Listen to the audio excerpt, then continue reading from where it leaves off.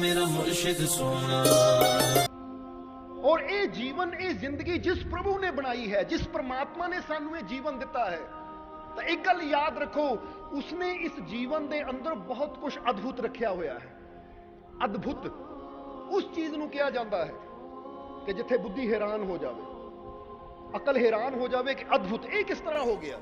कुदरत ने साडा जीवन ऐसा ही बनाया होया है।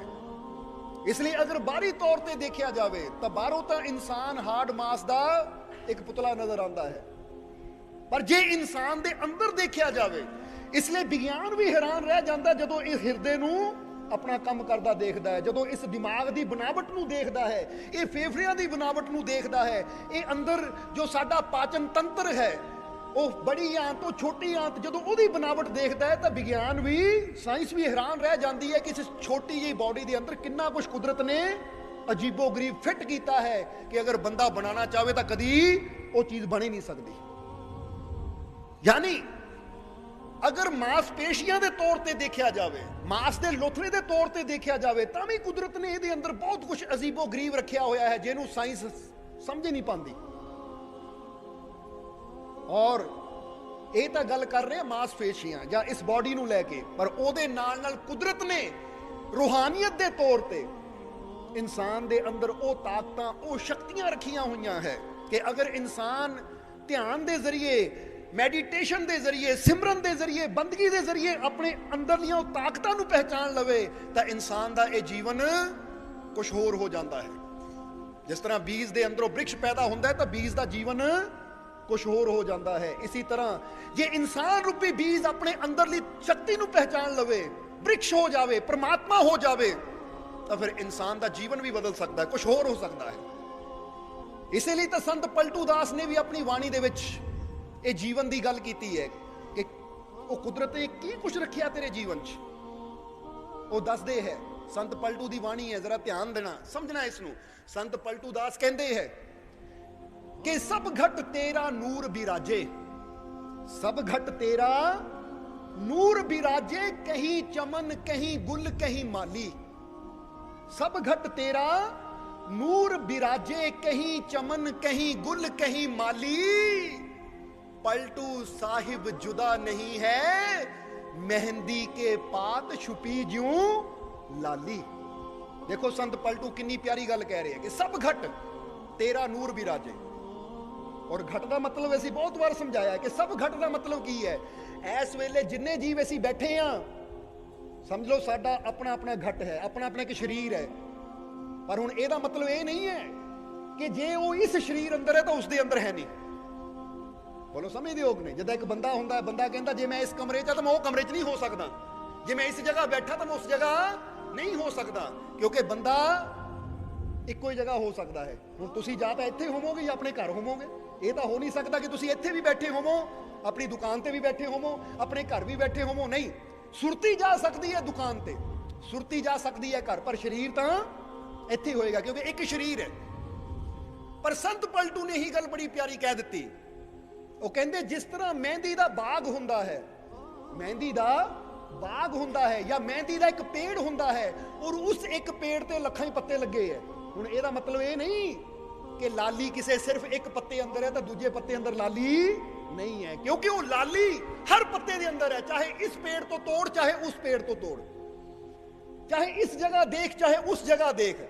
जिद्दां मेहंदी के पत्तियां अंदर लाली हर पत्ते अंदर समाई हुई है, चाहे वो पेड़ भारत में होवे, इंडिया च होवे, तो चाहे वो पेड़ किसी होर देश में होवे, पर लाली हर जगह ही है। वो कहते इसी तरह ये जिन्ने भी घट है ना, ये जिन्ने भी वजूद है, जिन्ने भी शरीर है, चाहे पशु का है, पंछी का है, पेड़ का है, पौधे का है, फुल है, चाहे कोई जानवर है, चाहे आदमी है, औरत है, बुढ़ा है, बच्चा है, वो कहते वो परमात्मा भी सब घट दे अंदर बैठा हुआ है।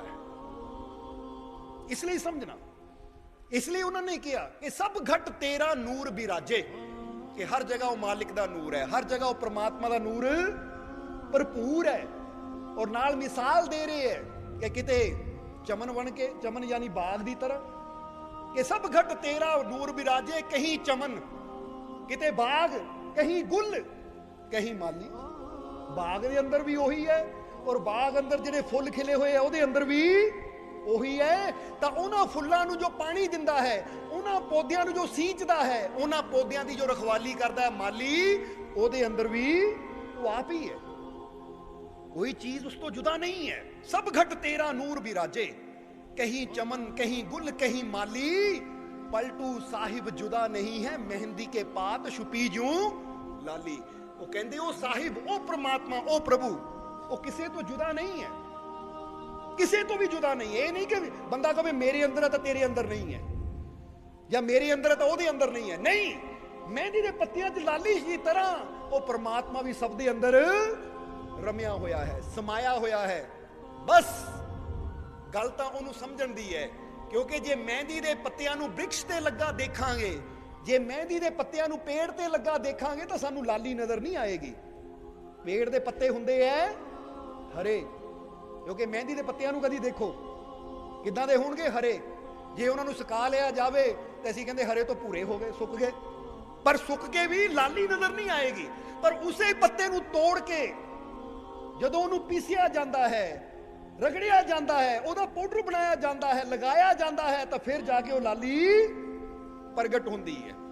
ਉਹ ਕਹਿੰਦੇ ਇਸੇ ਤਰ੍ਹਾਂ ਪਿਆਰਿਆ ਪ੍ਰਮਾਤਮਾ ਵੀ ਤੇਰੇ ਅੰਦਰ ਛੁਪਿਆ ਹੋਇਆ ਹੈ, ਪ੍ਰਮਾਤਮਾ ਵੀ ਤੇਰੇ ਅੰਦਰ ਮੌਜੂਦ ਹੈ। ਜੇ ਸਿੱਧੀ ਅੱਖ ਨਾਲ ਦੇਖਣਾ ਚਾਹਵੇਂਗਾ ਤਾਂ ਤੈਨੂੰ ਉਹਦੀ ਝਲਕ ਨਹੀਂ ਮਿਲੇਗੀ, ਤੈਨੂੰ ਉਹ ਨਜ਼ਰ ਨਹੀਂ ਆਏਗਾ। ਜਿੱਦਾਂ ਮਹਿੰਦੀ ਦੇ ਪੱਤਿਆਂ ਅੰਦਰ ਸਿੱਧਾ ਨਜ਼ਰ ਨਹੀਂ ਆਉਂਦਾ, ਪਰ अगर उस मेहंदी के पत्तियां नू पीसिया जावे, तोड़िया सुकाया जावे, पीसिया जावे और फिर लगाया जावे मेहंदी नू, तो फिर वो रंग प्रगट होता है। इसी तरह परमात्मा तेरे अंदर है, पर जे बाहरों देखांगे तो सानू इंसान नजर आते हैं, पशु पंछी जानवर नजर आते हैं। पर जे जिद्दां मेहंदी के पत्तियां नू युक्ति के जरिए किया जावे तो उहदे अंदर दी लाली बाहर आ जाती है। इसी तरह तेरे जीवन च भी कुछ ऐसियां युक्तियां है, कुछ ऐसे ढंग है, ऐसे तरीके है कि अगर उन्हां दे जरिए तू अपने जीवन नू चलाएगा तो तेरे अंदर छुपिया परमात्मा भी प्रगट हो जाएगा। क्योंकि मेहंदी के पत्तियां नू तोड़िया जांदा, पीसिया जाता है। इसलिए तो कहते हैं कि मन मुहीन कर दीजिए तब पिया लागे हाथ, पलटू सोई सुहागनी हीरा झलके माथ। ਇੱਥੇ ਵੀ ਸੰਤ ਪਲਟੂ ਕਹਿੰਦੇ ਹੈ ਕਿ ਮਨ ਮੁਹੀਨ ਕਰ ਦੀਜੇ। ਮੁਹੀਨ ਦਾ ਮਤਲਬ ਹੁੰਦਾ ਹੈ ਜਿੱਦਾਂ ਬੰਦਾ ਕਹਿੰਦਾ ਨਾ ਦਾਣਿਆਂ ਨੂੰ ਪੀਸ ਪੀਸ ਕੇ ਬਰੀਕ ਕਰ ਦੇ, ਮੁਹੀਨ ਦਾ ਮਤਲਬ ਪੂਰੀ ਤਰ੍ਹਾਂ ਬਰੀਕ ਕਰ ਦੇ। ਉਹ ਕਹਿੰਦੇ ਇਸੇ ਤਰ੍ਹਾਂ ਆਪਣੀ ਮੈਂ ਨੂੰ, ਆਪਣੇ ਮਨ ਨੂੰ ਮੁਹੀਨ ਕਰ ਦੇ। ਫਰੀਦਾ ਮੈਂ ਨੂੰ ਮੁੰਝ ਕਰ ਨਿੱਕੀ ਕਰ ਕਰ ਕੁੱਟ, ਫਿਰ ਭਰੇ ਖਜ਼ਾਨੇ ਰੱਬ ਦੇ ਜੋ ਚਾਹੇ ਸੋ ਲੁੱਟ। ਬਾਬਾ ਫਰੀਦ ਵੀ ਕਹਿੰਦੇ ਆਪਣੀ ਮੈਂ ਨੂੰ ਮੁੰਝ ਬਣਾ ਦੇ, ਕਿਉਂਕਿ ਪਹਿਲੇ ਸਮੇਂ ਅੰਦਰ ਮੁੰਝ ਦੇ ਤੁਹਾਨੂੰ ਪਤਾ ਬਾਣ ਵੱਟਿਆ ਜਾਂਦਾ ਹੁੰਦਾ ਸੀ, ਬਾਣ ਦੇ ਮੰਜੇ ਬਣਦੇ ਸੀ, ਜਾਂ ਕਈ ਜਗ੍ਹਾ ਉਹ ਕੰਮ ਆਉਂਦੀ ਸੀ। ਤਾਂ ਕਹਿੰਦੇ ਮੁੰਜ ਨੂੰ ਕੁੱਟ ਕੁੱਟ ਕੇ ਫਿਰ ਉਹਦੀ ਰੱਸੀ ਬਣਾਈ ਜਾਂਦੀ ਸੀ। ਜਿੰਨੀ ਉਹਨੂੰ ਬਰੀਕੀ ਨਾਲ ਕੁੱਟਿਆ ਜਾਵੇ ਉਨੀ ਰੱਸੀ ਮਜ਼ਬੂਤ ਬਣਦੀ ਸੀ। ਤਾਂ ਬਾਬਾ ਫਰੀਦ ਆਪਣੇ ਸੇਵਕਾਂ ਨਾਲ ਜਾ ਰਹੇ ਹੈ, ਦੇਖਿਆ ਇੱਕ ਬਜ਼ੁਰਗ ਬੈਠਾ ਮੁੰਜ ਨੂੰ ਕੁੱਟ ਰਿਹਾ ਹੈ। ਬਾਬਾ ਫਰੀਦ ਰੁਕੇ ਔਰ ਆਪਣੇ ਸੇਵਕਾਂ ਨੂੰ ਕਹਿੰਦੇ ਦੇਖੋ ਗਿਆਨ ਲਓ, ਸਿੱਖਿਆ ਲਓ। ਉਹ ਕਹਿੰਦੇ ਜੀ ਇਹ ਤੋਂ ਕੀ ਸਿੱਖਿਆ ਲੈਣੀ ਹੈ, ਇੱਕ ਬਜ਼ੁਰਗ ਬੈਠਾ ਮੁੰਜ ਕੁੱਟ ਰਿਹਾ ਹੈ। ਤਾਂ ਉਸ ਲਈ ਬਾਬਾ ਫਰੀਦ ਕਹਿੰਦੇ ਬਸ ਬਾਹਰਲੀਆਂ ਹੀ ਹਾਲਤਾਂ ਨਾ ਦੇਖਿਆ ਕਰੋ, ਉਹਦੇ ਅੰਦਰਲੇ ਛੁਪੇ ਹੋਏ ਗਿਆਨ ਨੂੰ ਵੀ ਸਮਝਿਆ ਕਰੋ ਕਿ ਇਹ ਮੁੰਜ ਕੁੱਟ ਰਿਹਾ ਹੈ ਤਾਂ ਫਿਰ ਰੱਸੀ ਬਣਦੀ ਹੈ। ਇਸੇ ਤਰ੍ਹਾਂ ਇਹ ਪਿਆਰਿਆ ਜੇ ਪ੍ਰਭੂ ਨਾਲ ਜੁੜਨਾ ਹੈ ਤਾਂ ਪਹਿਲਾਂ ਆਪਣੇ ਮਨ ਰੂਪੀ ਮੁੰਜ ਨੂੰ ਕੁੱਟ, ਫੇਰ ਹੀ ਇਹਦੀ ਉਹ ਰੱਸੀ ਬਣੇਗੀ ਜੋ ਤੈਨੂੰ ਪ੍ਰਮਾਤਮਾ ਨਾਲ ਜੋੜੇਗੀ, ਫੇਰ ਹੀ ਇਹਦੀ ਉਹ ਡੋਰ ਬਣੇਗੀ ਜੋ ਤੈਨੂੰ ਪ੍ਰਭੂ ਤੱਕ ਲੈ ਕੇ ਜਾਏਗੀ। ਇਸ ਲਈ ਫਰੀਦਾ ਮੈਂ ਨੂੰ ਮੁੰਜ ਕਰ, ਕਿ ਆਪਣੇ ਮੈਂ ਨੂੰ, ਆਪਣੇ ਹੰਕਾਰ ਨੂੰ ਮੁੰਜ ਦੀ ਤਰ੍ਹਾਂ ਨਿੱਕਾ ਕਰ ਕਰ ਕੁੱਟ। ਇਸ ਲਈ ਬੁੱਲੇ ਸ਼ਾਹ ਨੇ ਵੀ ਕਿਹਾ ਹੈ ਕਿ ਗੰਗਾ ਗਿਆ ਗੱਲ ਬਣਦੀ ਨਹੀਂ ਪਵਾਂ 100 ਗੋਤੇ ਲਾਈਏ, ਮੱਕੇ ਗਿਆ ਗੱਲ ਬਣਦੀ ਨਹੀਂ ਭਾਵੇਂ 100 ਜੁਮਾ ਪੜਾਈਏ। ਉਹ ਕਹਿੰਦੇ ਮੱਕੇ ਗਿਆ ਗੱਲ ਬਣਦੀ ਨਹੀਂ ਭਾਵੇਂ 100 ਜੁਮਾ ਪੜਾਈਏ, ਗੰਗਾ ਗਿਆ ਗੱਲ ਬਣਦੀ ਨਹੀਂ ਭਾਵੇਂ 100 ਗੋਤੇ ਲਾਈਏ, ਗਿਆ ਗੱਲ ਬਣਦੀ ਨਹੀਂ ਭਾਵੇਂ 100 ਪੰਡ ਪੜ ਆਈਏ। ਬੁੱਲੇ ਸ਼ਾਹ ਗੱਲ ਤਾਈਓ ਬਣਨੀ ਜਦੋਂ ਮੈਂ ਨੂੰ ਦਿਲੋਂ ਮੁਕਾਈਏ। ਉਹਨਾਂ ਨੇ ਵੀ ਮੈਂ ਦੀ ਗੱਲ ਕੀਤੀ, ਬਾਬਾ ਫਰੀਦ ਨੇ ਵੀ ਮੈਂ ਦੀ ਗੱਲ ਕੀਤੀ, ਔਰ ਸੰਤ ਪਲਟੂ ਵੀ ਕਾਦੀ ਗੱਲ ਕਰ ਰਹੇ ਆ, ਮੈਂ ਨੂੰ, ਮਨ ਨੂੰ, ਕਿ ਮਨ ਮੁਹੀਨ ਕਰ ਦੀਜੀਏ ਤਬ ਪਿਆ ਲਾਗੇ ਹਾਥ। ਕਿ ਜੇ ਪਿਆ ਨੂੰ ਪਕੜਨਾ ਚਾਹੁੰਦਾ ਹੈ ਨਾ, ਪਿਆ ਤੱਕ ਪਹੁੰਚਣਾ ਚਾਹੁੰਦਾ ਹੈ, ਪ੍ਰਭੂ ਨੂੰ ਪਾਣਾ ਚਾਹੁੰਦਾ ਹੈ, ਤਾਂ ਫਿਰ ਪ੍ਰਭੂ ਨੂੰ ਪਾਣ ਵਾਸਤੇ ਆਪਣੇ ਮਨ ਨੂੰ ਮੁਹੀਨ ਕਰ ਦੇ, ਆਪਣੀ ਮੈਂ ਨੂੰ ਮਿਟਾ ਦੇ। इसलिए उन्हें कहा पलटू सोई सुहागणी हीरा झलके माथ, कि सुहागणी सही मायने च असली सुहागणी तो वह है जिहदे इत्थे हीरा चमकदा है, हीरा झलके माथ। और इत्थे हीरा झलके माथ का मतलब ये नहीं है कि तुसी टिक्का बना के उहदे च हीरा जड़ा के इत्थे ला लो तो सुहागण हो गए, नहीं। वो कहते असली सुहागणी तो वह है जिहदी अंदरली ज्ञान की अख ये 10वां द्वार खुल जाता है, क्योंकि जदों ये द्वार खुलता है तो अंदर वो नूर वो प्रकाश पैदा होता है, और ये प्रकाश के सामने तो लखां करोड़ां हीरे भी छोटे है। बंदा कहता ना हीरा बड़ा चमकदा है, तो संत पलटू कहते जदों अंदरला हीरा चमकदा है तो बाहरले सारे हीरे ਉਹਦੇ सामने पत्थर है, फिक्के पै जाते हैं। वो कहते असली सुहागण तो वह है जिन्हें इथों इथों अपनी सुरती नूं प्रभु दे नाल जोड़ दिता, जिहदे अंदर ज्ञान का द्वार खुल गया, जिहदी आत्मा की मुलाकात अपने स्वामी परमात्मा नाल हो गई, वह है असली सुहागण। और उस प्रभु नूं पाण दी, उस परमात्मा तक पहुंचण दी युक्ति सानू संतां गुरुआं रहबरां कोलों तां मिलदी है। इसलिए इस चीज नूं समझिए कि सब घट तेरा नूर बिराजे, कहीं चमन कहीं गुल कहीं माली, पलटू साहिब जुदा नहीं है मेहंदी के पात छुपी जूं लाली। इसलिए एक गल हमेशा याद रखो कि साडा साहिब, साडा मालिक, साडा परमात्मा, साडा प्रभु सदा साडे अंदर है, और अंदरों मूरत उही प्रगट होनी है। गल याद रखना, इत्थे एक दसना चाहांगे तुहानू कि एक बार स्वामी विवेकानंद अपने गुरु रामकृष्ण परमहंस दे नाल किते जा रहे सी। अगे अगे रामकृष्ण परमहंस जा रहे, नाल नाल उन्हां दे पिछे पिछे विवेकानंद जी जा रहे। चलदे चलदे एक जगह तो गुजरे तां की देखिया कि उत्थे एक मूर्तिकार मूर्ति बना रहा है, मूर्तिकार मूर्ति बना रहा है। तां जदों उस मूर्तिकार दे कोल दी गुजरन लगे रामकृष्ण परमहंस और विवेकानंद जी, तां रामकृष्ण रुके, विवेकानंद भी रुके। तो उस वेले उन्होंने देखा खड़के मूर्तिकार की तरफ, तो पूछया मूर्तिकार नूं, भाई तू केदी मूर्ति बना रहा है, तू केदी मूर्ति बना रहा है? तो उसले उन्हें कहा मैं भगवान की मूर्ति बना रहा। तो उस वेले रामकृष्ण जी ने कहा कि भगवान की मूर्ति बना रहा, पर देखो कोई तस्वीर तो है ही नहीं, क्योंकि जो बंदा कुछ बनाता सामने तस्वीर रख के उन्होंने देख के बनाता है। हुण जे कोई पेंटर भी पेंटिंग बनाता है, किसी की बनानी होवे तो पहला उसकी तस्वीर लैंदा, फिर देख देख के बनाता है। तो उन्होंने सवाल किया कि भाई तेरे कोल कोई तस्वीर तो है नहीं, तू कितना बना रहा है?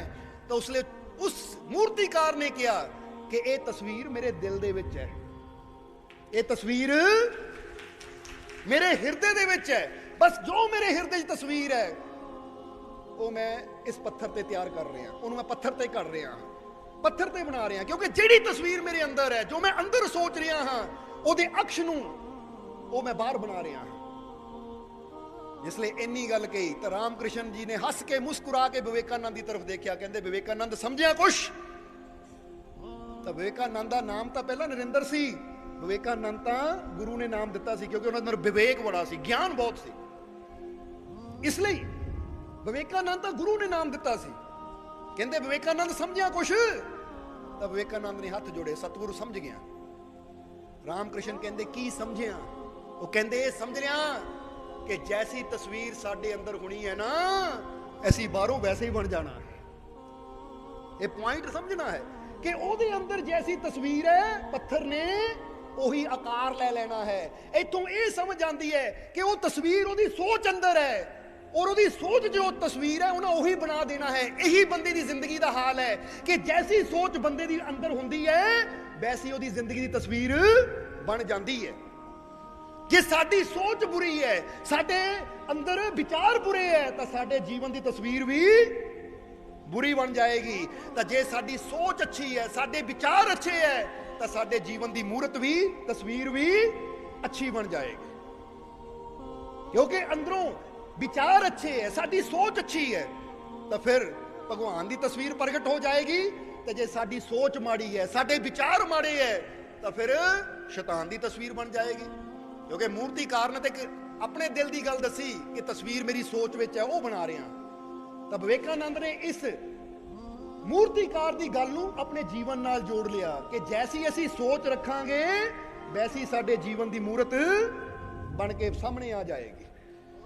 ਹੁਣ ਜੇ ਅਸੀਂ ਕਿਸੇ ਨੂੰ ਕਹਿੰਦੇ ਆ ਚੋਰ, ਤਾਂ ਹੁਣ ਉਹਦਾ ਮਤਲਬ ਉਹਨੂੰ ਚੋਰ ਕਿਉਂ ਕਹਿੰਦੇ ਆ? ਕਿਉਂਕਿ ਇਹਦੀ ਸੋਚ ਅੰਦਰ ਚੋਰੀ ਦੀ, ਉਹ ਬੈਠਾ ਸਕੀਮਾਂ ਲੜਾਉਂਦਾ ਰਹਿੰਦਾ ਹੈ ਕਿ ਕਿਸ ਤਰ੍ਹਾਂ ਕਿਹਦੇ ਘਰ ਨੂੰ ਲੁੱਟਿਆ ਜਾਵੇ, ਕਿਸ ਤਰ੍ਹਾਂ ਕਿਹਦੇ ਘਰ ਨੂੰ ਮੈਂ ਲੁੱਟ ਲਵਾਂ, ਉੱਥੇ ਚੋਰੀ ਕਰ ਲਵਾਂ, ਮੌਕਾ ਮਿਲੇ ਮੈਨੂੰ, ਇਸ ਲਈ ਉਹਨੂੰ ਚੋਰ ਕਹਿ ਦਿੱਤਾ ਜਾਂਦਾ ਹੈ।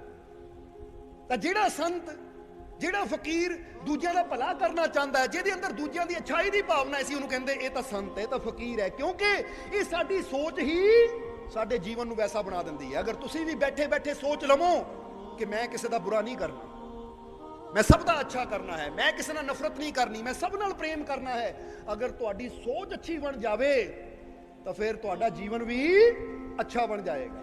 ਕਿਉਂਕਿ ਜੇ ਅੰਦਰ ਸੋਚ ਆ ਗਈ ਕਿ ਮੈਂ ਕਿਸੇ ਨੂੰ ਗਾਲ ਨਹੀਂ ਕੱਢਣੀ, ਮੈਂ ਸਭ ਨਾਲ ਮਿੱਠਾ ਬੋਲਣਾ ਹੈ, ਤਾਂ ਜ਼ਰਾ ਸੋਚੋ, ਜਦੋਂ ਸੋਚ ਆ ਗਈ ਤਾਂ ਬੰਦੇ ਨੇ ਕਹਿਣਾ ਹੁਣ ਮੈਂ ਸਭ ਨਾਲ ਮਿੱਠਾ ਬੋਲਣਾ। ਤਾਂ ਜਦੋਂ ਤੁਸੀਂ ਮਿੱਠਾ ਬੋਲੋਗੇ ਤਾਂ ਅਗਲੇ ਦੀ ਨਜ਼ਰਾਂ 'ਚ ਤਾਂ ਤੁਸੀਂ ਭਗਵਾਨ ਬਣ ਗਏ, ਦੇਵਤਾ ਬਣ ਗਏ, ਅੱਛੇ ਬਣ ਗਏ ਕਿ ਨਹੀਂ?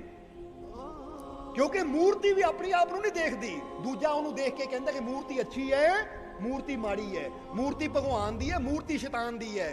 ਇਸੇ ਤਰ੍ਹਾਂ ਮੂਰਤੀ ਤਾਂ ਮੂਰਤੀਕਾਰ ਬਣਾਉਂਦਾ ਹੈ, ਪਰ ਇਹ ਤੁਹਾਡੇ ਜੀਵਨ ਨੂੰ ਤੁਸੀਂ ਆਪ ਬਣਾਉਂਦੇ ਹੋ। ਅਗਰ ਤੁਸੀਂ ਅੱਛੇ ਕਰਮ ਕਰੋਗੇ ਤਾਂ ਦੁਨੀਆ ਦੀ ਨਜ਼ਰਾਂ 'ਚ ਤੁਹਾਡੀ ਅੱਛੀ ਇਮੇਜ ਬਣੇਗੀ। ਆਹ ਦੇਖੋ ਕਿੰਨੀ ਰੱਬ ਦੀ ਪਿਆਰੀ ਮੂਰਤ ਜਾ ਰਹੀ, ਕਹਿ ਦਿੰਦੇ ਕਿ ਨਹੀਂ ਅਸੀਂ? ਜਿਹੜਾ ਬੰਦਾ ਚੰਗਾ ਹੋਵੇ ਉਹ ਤਾਂ ਰੱਬ ਦੀ ਪਿਆਰੀ ਮੂਰਤ ਹੈ ਭਾਈ, ਬਹੁਤ ਅੱਛੀ, ਸਭ ਨਾਲ ਪਿਆਰ ਕਰਦਾ ਹੈ। ਔਰ ਜਿਹੜਾ ਬੁਰਾ ਕਰਨ ਵਾਲਾ ਹੋਵੇ ਉਹਨੂੰ ਇਹ ਕਹਿੰਦੇ ਇਹ ਤਾਂ ਸ਼ੈਤਾਨ ਬੰਦਾ ਹੈ, ਇਹ ਤਾਂ ਪਸ਼ੂਆਂ ਤੋਂ ਵੀ ਭੈੜਾ ਹੈ, ਕਿਉਂਕਿ ਇਹ ਸਭ ਦਾ ਬੁਰਾ ਹੀ ਕਰਦਾ ਹੈ। ਹੁਣ ਇਹ ਕਦੋਂ ਹੁੰਦਾ ਹੈ? ਸਰੀਰ ਨੂੰ ਦੇਖ ਕੇ ਜਾਂ ਉਹਦੇ ਕਰਮਾਂ ਨੂੰ ਦੇਖ ਕੇ? ਜਰਾ ਦੱਸੋ। ਕਰਮਾਂ ਨੂੰ ਦੇਖ ਕੇ, ਉਹਦੀ ਕਰਨੀ ਨੂੰ ਦੇਖ ਕੇ ਅਸੀਂ ਉਹਨੂੰ ਉੱਚਾ ਅਹੁਦਾ ਦੇ ਦਿੰਦੇ ਆ, ਤੇ ਉਹਦੀ ਕਰਨੀ ਨੂੰ ਦੇਖ ਕੇ ਅਸੀਂ ਉਹਨੂੰ ਤੁਛ ਸਮਝਦੇ ਆ, ਨੀਵਾਂ ਸਮਝਦੇ ਆ, ਜਾਂ ਅਸੀਂ ਉਹਨੂੰ ਪਸ਼ੂ ਤੱਕ ਕਹਿ ਦਿੰਦੇ ਆ ਕਿ ਤਾਂ ਜਾਨਵਰ ਹੈ। ਇਸ ਲਈ ਸਮਝਣਾ ਸਾਰੇ ਜੀ। ਸੋ ਮੂਰਤੀ ਨੂੰ ਤਾਂ ਮੂਰਤੀਕਾਰ ਬਣਾਉਂਦਾ ਹੈ, ਇੱਕ ਤਸਵੀਰ ਨੂੰ ਤਾਂ ਪੇਂਟਰ ਬਣਾਉਂਦਾ ਹੈ, ਅੱਛੀ ਬਣਾ ਸਕਦਾ, ਬੁਰੀ ਬਣਾ ਸਕਦਾ, ਪਰ ਤੁਹਾਡੇ ਜੀਵਨ ਦੀ ਜੋ ਤਸਵੀਰ ਹੈ ਨਾ, ਇਹਨੂੰ ਕੋਈ ਹੋਰ ਪੇਂਟਰ ਨਹੀਂ ਬਣਾ ਸਕਦਾ, ਇਹਨੂੰ ਕੋਈ ਹੋਰ ਮੂਰਤੀਕਾਰ ਨਹੀਂ ਬਣਾ ਸਕਦਾ। ਇਹਦੀ ਕਲਮ ਕਰਮਾ ਰੂਪੀ ਤੁਹਾਡੇ ਹੱਥ 'ਚ ਹੈ। ਅੱਛੀ ਕਰਨੀ ਕਰੋਗੇ ਤਾਂ ਅੱਛੇ ਰੰਗ ਜੀਵਨ 'ਚ ਭਰ ਜਾਣਗੇ, ਮਾੜੀ ਕਰਨੀ ਕਰੋਗੇ ਤਾਂ ਮਾੜੇ। ਇਸ ਲਈ ਇੱਕ ਗੱਲ ਹਮੇਸ਼ਾ ਯਾਦ ਰੱਖੋ ਕਿ ਇਹ ਜੀਵਨ ਤੁਹਾਡਾ ਹੈ, ਇਹ ਜ਼ਿੰਦਗੀ ਤੁਹਾਡੀ ਹੈ। ਇਹਨੂੰ ਚਾਹੇ ਸੌਣ ਵਿੱਚ ਗਵਾ ਦਿਓ ਤਾਂ ਇਹਨੂੰ ਚਾਹੇ ਸੋਨਾ ਬਣਾ ਦਿਓ। ਇਹ ਜ਼ਿੰਦਗੀ ਤੁਹਾਡੀ ਹੈ, ਚਾਹੇ ਸੌਣ ਵਿੱਚ ਗਵਾ ਦਿਓ ਤਾਂ ਚਾਹੇ ਇਸ ਨੂੰ ਸੋਨਾ ਬਣਾ ਲਵੋ। ਕਿਉਂਕਿ ਸੌਣ ਵਿੱਚ ਗਵਾ ਲਿਆ ਤਾਂ ਜੀਵਨ ਮਿੱਟੀ, ਤਾਂ ਜੇ ਮਿਹਨਤ ਕੀਤੀ ਤਾਂ ਇਹੀ ਜੀਵਨ ਦੀ ਕੀਮਤ ਪੈ ਜਾਏਗੀ, ਸੋਨੇ ਦੀ ਤਰ੍ਹਾਂ ਤੁਹਾਡਾ ਜੀਵਨ ਕੀਮਤੀ ਹੋ ਜਾਏਗਾ। ਇਸ ਲਈ ਹਮੇਸ਼ਾ ਆਪਣੇ ਆਪ ਨੂੰ ਅਪਡੇਟ ਕਰਦੇ ਰਹਿਣਾ ਚਾਹੀਦਾ ਹੈ। ਇਹ ਗੱਲ ਯਾਦ ਰੱਖਣਾ। ਅਸੀਂ ਦੇਖਦੇ ਨਾ ਕਿ ਮੋਬਾਈਲ ਕੋਈ ਨਵਾਂ ਫੰਕਸ਼ਨ ਆ ਜਾਂਦਾ ਤਾਂ ਅਪਡੇਟ ਹੁੰਦਾ ਰਹਿੰਦਾ, ਅੱਗੇ ਤੋਂ ਅੱਗੇ ਵਧੀਆ ਹੁੰਦਾ ਚਲਾ ਜਾਂਦਾ ਹੈ। ਇਸੇ ਤਰ੍ਹਾਂ ਜਦੋਂ ਤੁਸੀਂ ਸਵੇਰੇ ਉੱਠਦੇ ਹੋ ਤਾਂ ਸੋਚਿਆ ਕਰੋ ਕਿ ਕੱਲ ਮੈਂ ਪੁਰਾਣਾ ਵਰਜਨ ਸੀ, ਅੱਜ ਮੈਂ ਨਵਾਂ ਵਰਜਨ ਬਣਾ, ਆਪਣੇ ਆਪ ਨੂੰ ਹੋਰ ਅਪਡੇਟ ਕਰਾਂ, ਆਪਣੇ ਅੰਦਰ ਕਈ ਗੁਣ, ਕਈ ਖੂਬੀਆਂ ਪੈਦਾ ਕਰਾਂ। ਕਿਉਂਕਿ ਜਦੋਂ ਚੀਜ਼ ਅਪਡੇਟ ਹੁੰਦੀ ਹੈ ਤਾਂ ਉਹ ਪੁਰਾਣੀਆਂ ਕਮੀਆਂ ਦੂਰ ਹੁੰਦੀਆਂ ਤਾਂ ਨਵੇਂ ਗੁਣ ਉਹਦੇ ਅੰਦਰ ਆ ਜਾਂਦੇ ਹੈ। ਇਸੇ ਤਰ੍ਹਾਂ ਜਦੋਂ ਸਵੇਰੇ ਤੁਹਾਡੀ ਅੱਖ ਖੁੱਲੇ ਤਾਂ ਇਹ ਨਾ ਸੋਚੋ ਕਿ ਪੁਰਾਣੀ ਜ਼ਿੰਦਗੀ ਜੀਣੀ ਹੈ, ਇਹ ਸੋਚੋ ਕਿ ਪੁਰਾਣੇ ਜੀਵਨ 'ਚ ਜੋ ਮੇਰੀਆਂ ਕਮੀਆਂ ਸੀ, ਜੋ ਮੇਰੇ ਪਾਪ ਸੀ ਜਾਂ ਮੇਰੀਆਂ ਗਲਤੀਆਂ ਸੀ, ਅੱਜ ਨਵਾਂ ਦਿਨ ਮਿਲਿਆ ਹੈ ਤਾਂ ਹੁਣ ਮੈਂ ਆਪਣਾ ਜੀਵਨ ਵੀ ਇੱਕ ਨਵੀਂ ਸ਼ੁਰੂਆਤ ਦੀ ਤਰ੍ਹਾਂ ਸ਼ੁਰੂ ਕਰਨਾ ਹੈ ਕਿ ਪੁਰਾਣੀਆਂ ਗਲਤੀਆਂ ਨੂੰ ਇਸ ਦਿਨ 'ਚ ਨਹੀਂ ਦੁਹਰਾਣਾ, ਅੱਜ ਨਹੀਂ ਦੁਹਰਾਣਾ, ਆਪਣੇ ਆਪ ਨੂੰ ਅਪਡੇਟ ਕਰਾਂ। ਇਸ ਲਈ ਅਸੀਂ ਇਹ ਕਹਾਂਗੇ ਕਿ ਕਿਸੇ ਦੀ ਕਾਪੀ ਬਣਨ ਨਾਲੋਂ ਚੰਗਾ ਹੈ ਕਿ ਤੁਸੀਂ ਅੱਛੇ ਵਰਜਨ ਬਣੋ, ਆਪਣੇ ਆਪ ਨੂੰ ਅੱਛਾ ਬਣਾਓ, ਕਿਸੇ ਦੀ ਕਾਪੀ ਕਰਨ ਨਾਲੋਂ ਚੰਗਾ ਹੈ। ਕਿਉਂਕਿ ਕਿਸੇ ਦੀ ਕਾਪੀ ਬਣ ਕੇ ਜੀਣ ਨਾਲੋਂ ਚੰਗਾ ਹੈ ਕਿ ਆਪਣੇ ਆਪ ਦਾ ਅੱਛਾ ਵਰਜਨ ਬਣੀਏ, ਆਪਣੇ ਆਪ ਨੂੰ ਅੱਛਾ ਬਣਾਈਏ, ਆਪਣੀ ਸੋਚ ਨੂੰ ਅੱਛਾ ਬਣਾਈਏ। ਨਹੀਂ ਤਾਂ ਕਾਪੀ ਦਾ ਮਤਲਬ ਕੀ ਹੁੰਦਾ? ਉਹ ਇਦਾਂ ਕਰਦਾ ਮੈਂ ਵੀ ਉਦਾਂ ਕਰਨੀ ਹੈ, ਉਹ ਇਦਾਂ ਕਰਦਾ ਮੈਂ ਵੀ ਇਦਾਂ ਕਰਨੀ ਹੈ, ਉਹਨਾਂ ਆਹ ਕੱਪੜੇ ਪਾਏ ਮੈਂ ਵੀ ਉਦਾਂ ਦੇ ਹੀ ਲੈਣੇ ਆ, ਉਹਨਾਂ ਆਹ ਜੁੱਤੀ ਲਈ ਮੈਂ ਵੀ ਉਦਾਂ ਦੀ ਲੈਣੀ ਹੈ। ਸੋ ਇਦਾਂ ਕਿਸੇ ਦੀ ਨਕਲ ਕਰਨ ਦੀ ਬਜਾਏ, ਕਿਉਂਕਿ ਨਕਲ ਕਰਦੇ ਰਹੋਗੇ ਤਾਂ ਨਕਲਚੀ ਬਣ ਜਾਓਗੇ। ਆਪਣੇ ਆਪ ਨੂੰ ਅਪਡੇਟ ਕਰੋ, ਆਪਣੇ ਆਪ ਨੂੰ ਅੱਛੇ ਕਰਮਾਂ ਨਾਲ ਜੋੜੋ, ਆਪਣੇ ਆਪ ਨੂੰ ਦੁਨੀਆ ਤੋਂ ਅਲੱਗ ਅਸੀਂ ਫੇਰ ਹੀ ਬਣਾ ਸਕਦੇ ਹਾਂ ਅਗਰ ਸਾਡੀ ਕਰਨੀ ਅੱਛੀ ਹੋਏਗੀ। ਕਿਉਂਕਿ ਅੱਜ ਅਸੀਂ ਮਹਾਤਮਾ ਬੁੱਧ ਨੂੰ ਦੇਖਦੇ ਹਾਂ, ਅੱਜ ਅਸੀਂ ਗੁਰੂਆਂ ਰਹਿਬਰਾਂ ਨੂੰ ਦੇਖਦੇ ਹਾਂ, ਤਾਂ ਉਹ ਸਾਰੀ ਦੁਨੀਆ ਤੋਂ ਅਲੱਗ ਨਜ਼ਰ ਕਿਉਂ ਆਉਂਦੇ ਹੈ? ਕਿਉਂਕਿ ਉਹਨਾਂ ਦੀ ਕਰਨੀ ਬਾਕੀਆਂ ਤੋਂ ਅਲੱਗ ਸੀ। ਇਸ ਲਈ ਆਪਣੇ ਜੀਵਨ ਨੂੰ ਵੀ ਐਸਾ ਬਣਾਓ ਕਿ ਤੁਹਾਡੀ ਪਹਿਚਾਣ ਵੀ ਅੱਛਿਆਂ 'ਚ ਹੋਵੇ, ਤੁਹਾਡੀ ਪਹਿਚਾਣ ਵੀ ਨੇਕਾਂ 'ਚ ਹੋਵੇ, ਉਰੇ ਫੇਰ ਹੀ ਹੋ ਸਕਦਾ ਅਗਰ ਸਾਡੀ ਸੋਚ ਅੱਛੀ ਹੋਏਗੀ। ਇਸ ਲਈ ਇੱਧਰ ਸੰਤ ਪਲਟੂ ਕਹਿੰਦੇ ਆ ਕਿ ਸਭ ਦੇ ਅੰਦਰ ਉਹ ਸਾਹਿਬ ਹੈ, ਸਭ ਦੇ ਅੰਦਰ ਉਹ ਲਾਲੀ ਛੁਪੀ ਹੋਈ ਹੈ। ਇਸ ਲਈ ਪਿਆਰਿਆ, ਜਦੋਂ ਇੰਨੀ ਗੱਲ ਤੇਰੀ ਸਮਝ ਵਿੱਚ ਆ ਗਈ ਤਾਂ ਫਿਰ ਤੇਰਾ ਜੀਵਨ ਬਦਲ ਜਾਏਗਾ, ਫਿਰ ਤੇਰੇ ਦਿਲ 'ਚ ਕੋਈ ਨਫ਼ਰਤ ਨਹੀਂ ਰਹਿ ਜਾਏਗੀ। ਇਸ ਲਈ ਉਹਨਾਂ ਨੇ ਅਗਲੀਆਂ ਲਾਈਨਾਂ 'ਚ ਕਿਹਾ कि सब घट तेरा नूर बिराजे, कहीं चमन कहीं गुल कहीं माली, पलटू साहिब जुदा नहीं है मेहंदी के पात छुपी ज्यों लाली, उस साहिब का नूर कहां को खोजन जावे, सब में रहा समाए दर्श सतसंगत पावे। और अगली लाइन च कहंदे है कि ओ परमात्मा दा नूर किते खोजन जाण दी लोड़ नहीं है, क्योंकि बंदा खोजन तुर पैंदा है परमात्मा नूं कि मैं उहनूं लभना है, मैं परमात्मा नूं पाना है। ਤਾਂ ਯਾਦ ਰੱਖੋ ਕਿ ਜਦੋਂ ਪ੍ਰਮਾਤਮਾ ਨੂੰ ਖੋਜਣ ਜਾਣਾ ਹੈ ਤਾਂ ਖੋਜਣਾ ਕਿੱਥੇ ਹੈ, ਕਿੱਥੇ ਖੋਜਣ ਜਾਣਾ ਹੈ, ਇਹ ਗੱਲ ਸਮਝ ਲੈਣਾ। ਕਿਉਂਕਿ ਇਹੀ ਇਸ਼ਾਰਾ ਇਸ ਸ਼ਬਦ ਦੇ ਅੰਦਰ ਹੈ ਕਿ ਜਦੋਂ ਸਾਡੇ ਅੰਦਰ ਪ੍ਰਮਾਤਮਾ ਨੂੰ ਪਾਉਣ ਦੀ ਤੜਪ ਪੈਦਾ ਹੋਵੇ, ਉਸ ਮਾਲਿਕ ਨੂੰ ਪਾਉਣ ਦੀ ਤੜਪ ਪੈਦਾ ਹੋਵੇ, ਉਹਨੂੰ ਖੋਜਣਾ ਹੋਵੇ ਤਾਂ ਕਿਤੇ ਬਾਹਰ ਖੋਜਣ ਦੀ ਲੋੜ ਨਹੀਂ। ਉਹਨੂੰ ਖੋਜਣ ਵਾਸਤੇ ਸਾਨੂੰ ਬਾਹਰ ਨਹੀਂ, ਆਪਣੇ ਅੰਦਰ ਜਾਣ ਦੀ ਜ਼ਰੂਰਤ ਹੈ, ਆਪਣੇ ਅੰਦਰ ਤਲਾਸ਼ ਕਰਨ ਦੀ ਜ਼ਰੂਰਤ ਹੈ। ਕਿਉਂਕਿ ਜਦ ਵੀ ਉਹਨਾਂ ਮਿਲਣਾ ਹੈ, इसीलिए तो एक लाइन में बड़ा प्यारे एक शब्द में आया है, कुछ लाइना बड़िया प्यारियां है कि काया माही सिरजनहारा, काया माही सिरजनहारा, काया माही एक ओंकारा, काया माही पवन प्रकाशा, काया माही निरंजन वासा, काया माही चारों वेद, काया माही सारे देव, काया माही अलख अपेव, काया माही पाया भेद। कहते सब कुछ तो काया अंदर ही है। जरा एक एक लाइन नूं समझना। काया माही सिरजनहारा, काया की है साडा शरीर, वो सिरजनहारा ये नहीं क्या किसी मंदिर किसी मस्जिद किसी तीरथ ते नहीं दसिया कि तेरी काया दे अंदर ही तेरा सिरजनहार है। पर जे उस सिरजनहार नूं पाना है तो उहदे वास्ते दो तीन चीज़ां सानूं समझनियां जरूरी है कि सिरजनहार वो परमात्मा नूं कौन पा सकता है। पहली गल है कि परमात्मा नूं किया की जाता है परमानंद, परमात्मा नूं किया जाता है परमानंद। और परमानंद नाल साडा मिलन उदों ही हो सकता जदों असीं आनंद नाल जीण दी कला सिख लईए, क्योंकि दुख दा, चिंता दा, परेशानी दा और आनंद दा कोई मेल नहीं है। जरा देखो समझो, नींद तो नहीं आ रही, अखां खोलो थोड़ियां ही, क्योंकि चिंता हर वेले रोई जाना, हर वेले चिंता करी जानी तो साडा मेल कदी आनंद नाल हो ही नहीं सकता। इत्थे कहंदे एक दिन चिता दी तो चिंता दी मुलाकात हो गई। चिता पता ही है तुहानूं, चिता जो शमशान च सड़दी है, जो मुर्दा मर जाता ही चिता ते रख के साड़दे हैं। एक दिन चिता दी तो चिंता दी मुलाकात हो गई। तो उस वेले चिता ने चिंता नूं पुछया, होर चिंता तेरा की हाल है? तो चिंता कहती मैं तो ठीक हाँ, पर मैं जिन्हां दे पल्ले आ उन्हां दा बुरा हाल है। मैं तो ठीक हाँ, पर मैनू जिन्हां ने फड़िया है उन्हां दा बुरा हाल है। होर तू सुना चिता तेरा की हाल है? वो कहती मेरा हाल मैं भी ठीक है, पर जिहड़ा मेरे नाल जुड़दा है सुआह करके छड़ दी, उहनूं मैं सुआह करके छड़ दी हां। तो उसले चिंता कहती कि तू तो सिर्फ इक्को वार सुआह करदी है, मैं तो हर दिन सुआह कर दी है। तू तो सिर्फ इको ही बार सुआह कर दी है, जेड़ा तेरे कोल आ गया एक दिन आ गया, तू इको बार सुआह कर दी है, पर जेदे पल्ले मैं है ना उन्होंने मैं हर पल सुआह कर दी है, हर दिन सुआह कर दी है, हर रोज सुआह कर दी है। तू एक बार साड़ दी है, मैं हर पल साड़ दी है। नहीं तो देखो जे चिंता च हर पल अंदरों सड़ी जाते हैं, सड़ी जाते हैं, सड़ी जाते हैं। तो चिता दा विचारी च एक बार राम नाम सत कह के रख दिता तो मुड़ के खेल ही खत्म, गल ही खत्म। तो उस वेले चिंता ने कहा तू जिंदगी दा आखिरी सच है, तो मैं जिंदगी दा प्रथम सच हाँ। प्रथम सच दा मतलब की है कि मैं जिंदगी दा पहला सच है, तू आखिरी सच है कि सबने मरना है और सड़ना है, पर मैं पहला सच है, क्योंकि मेरे तो बिना दुनिया ते कोई है ही नहीं। क्योंकि जेनू भी पूछ लो चिंता चाहिए, इसलिए बच्चे नू भी चिंता है पढ़ाई दी, बच्चे नू भी चिंता है एग्जाम दी, बच्चे नू भी चिंता है, नौजवान नू चिंता है, बुजुर्ग नू चिंता है कि नू नहीं। वो कहंदी मैं प्रथम सच हाँ। और फिर चिंता ने बड़ी प्यारी गल कही, ਇਹ ਗੱਲ ਹਮੇਸ਼ਾ ਯਾਦ ਰੱਖਣਾ ਕਿ ਇਹ ਚਿਤਾ ਤੂੰ ਤਾਂ ਇੱਕ ਵਾਰ ਸਾੜਦੀ ਆ, ਮੈਂ ਰੋਜ਼ ਸਾੜਦੀ ਆ। ਤੂੰ ਅੰਤਿਮ ਸੱਚ ਹੈ, ਮੈਂ ਪਹਿਲਾ ਸੱਚ ਹਾਂ। ਕਿਉਂਕਿ ਹਰ ਇਨਸਾਨ चिंतित है, हर इंसान दुखी है। और ऐ चिता तू मरण तो बाद मिलदी है तो मैं जींदे जी बंदे नू पल पल मारदी हां, मैं जींदे जी बंदे नू पल पल मारदी हां।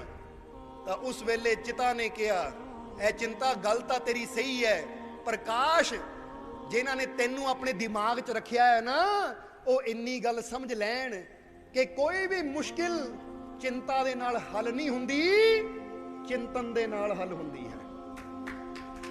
अगर बंदे नू ये गल समझ आ जाए कि चिंता नाल किसी भी मुश्किल दा हल नहीं हुंदा, जद भी हल हुंदा है तो चिंतन करन दे नाल हुंदा है, विचार करन दे नाल हुंदा है। हुण फर्ज करो तुहाडे सामने कोई मुसीबत है, फर्ज करो तुहाडे घर च पानी आ गया, तुहाडे को सामने हुण बैठ के हाय हो गया नहीं, हुण वो चिंतन करिए कि किस तरह मुसीबत चों बाहर निकलिया जा सकता है। जिद्दां असीं बच्चों की किताब ते कहानी पढ़ी सी, तुसीं भी पढ़ी होएगी कि दो मेंढक दुध की बाल्टी च गिर गए, लस्सी की बाल्टी च गिर गए। लस्सी की बाल्टी भर के रखी सी घर दे विच, कहंदे दो मेंढक गिर गए। हुण बाल्टी उच्ची सी, लस्सी अध विच सी, इसलिए एक मेंढक ने कोशिश की बाहर निकलण दी, छाला मारन दी, पर नहीं निकल पाया। तो दूजा कहंदा भाई क्यों कोशिश कर रहे हैं, हुण तां मर गए, हुण तां मरे, इसलिए कोई फायदा नहीं कोशिश करन दा, वो छड्ड कोशिशां, हुण तां गए। कहंदे थोड़ी देर च वो मेंढक जिहड़ा आस छड्ड के बह गया सी वो मर गया, पर जिहड़ा निकलण दी कोशिश कर रहा सी उन्हें हिम्मत नहीं हारी, वो गोल गोल घुमदा रहा। हो सकदा कहानी झूठी होवे, पर इहदे च ज्ञान बहुत बड़ा है। घुमदा रहा, कहंदे घुमदे ਉਹ ਮੇਂढਕ ਨੇ ਕਾਫੀ ਦੇਰ ਘੁੰਮਦਾ ਰਿਹਾ, ਤਾਂ ਘੁੰਮਣ ਨਾਲ ਉਹਦੇ ਲੱਸੀ ਵੀ ਘੁੰਮਣ ਲੱਗ ਗਈ। ਫਿਰ ਦੇਖਦਿਆਂ ਲੱਸੀ ਅੰਦਰੋਂ ਮੱਖਣ ਇਕੱਠਾ ਹੋਣਾ ਸ਼ੁਰੂ ਹੋ ਗਿਆ, ਔਰ ਥੋੜਾ ਜਿਹਾ ਮੱਖਣ ਇਕੱਠਾ ਹੋਇਆ, ਡਲੀ ਬਣੀ, ਉਹ ਮੇਂਢਕ ਉਸ ਡਲੀ ਤੇ ਚੜਿਆ, ਛਾਲ ਮਾਰ ਕੇ ਬਾਹਰ ਨਿਕਲ ਗਿਆ। ਹੁਣ ਕਿਸੇ ਨੇ ਮੇਂਢਕ ਨੂੰ ਪੁੱਛਿਆ, ਭਾਈ ਤੂੰ ਵੀ ਮੇਂਢਕ, ਉਹ ਵੀ ਮੇਂਢਕ, ਉਹ ਮਰ ਗਿਆ, ਤੂੰ ਕਿਉਂ ਨਹੀਂ ਮਰਿਆ? ਉਹਨਾਂ ਕਿਹਾ ਉਹਨਾਂ ਮੌਤ ਦੀ ਚਿੰਤਾ ਕੀਤੀ ਤਾਂ ਮੈਂ ਚਿੰਤਨ ਕੀਤਾ, ਬਾਹਰ ਨਿਕਲਣ ਦਾ ਵਿਚਾਰ ਕੀਤਾ, ਕਿੱਦਾਂ ਨਿਕਲ ਸਕਦਾ ਹੈ। क्योंकि जे विचार किया जाए तो हर मुश्किल का हल मिल जाता है, पर असी विचार करने की बजाय, चिंतन करने की बजाय, अपने मालिक ते प्रभु ते भरोसा रखने की बजाय असी हिम्मत हार के बह जाते हैं कि कुछ नहीं होना। और जदों हिम्मत हार के बह गए तो फिर जीवन च कुछ हो ही नहीं सकता, क्योंकि जीवन का तो नाम ही अगे वधना। जे जीवन नूं देखो हर पल अगे वध रहा या नहीं, जीवन रुक गया नहीं, रुकता कहते हैं मुरदे जाते हैं कि बंदा मर गया, खत्म। इसलिए जेड़ा हिम्मत हार गया वो एक किस्म का मुर्दा है, क्योंकि रुक चुका है। तो जेड़ा जिंदा है वो हर हालत में अगे बढ़ने की कोशिश करता है, वधदा चला जाता, और अगे बढ़न वालियां नूं एक दिन मंजिल भी मिल जाती है। इसलिए समझना सारे जी। सो तुहानूं भी कहांगे, जे तुहाडे जीवन च मुसीबत आवे, तुहाडे जीवन च तकलीफ आवे, तुहाडे जीवन च दुख आवे, तो चिंता ना करो, बल्कि ये सोचो कि ये दुख आया है, तकलीफ आई, तो चिंतन करिए कि ये दुख चों असीं बाहर किदां निकलना है। और दूसरी गल असीं कह रहे सी कि परमात्मा नाल मेल किसदा हुंदा है? परमात्मा नाल मेल उन्हां दा ही हुंदा जिहड़े अंदरों खुश रहण दी कला सिख लैंदे आ, जिहड़े अंदरों आनंद दी कला सिख लैंदे आ, क्योंकि परमात्मा नूं परमानंद कहा गया है, और आनंद दा मेल हमेशा आनंद नाल ही हो सकदा है। हुण बंदा किदां प्रभु नूं पाना चाहता? रो के, दुखी हो के। तां एक गल याद रखो, दुखी इंसान नूं, रोंदे हुए इंसान नूं किसी की हमदर्दी तो मिल सकती है, पर किसी का सच्चा प्रेम नहीं मिल सकता, क्योंकि प्रेम तो खुशी के नाल ही जुड़िया होएगा।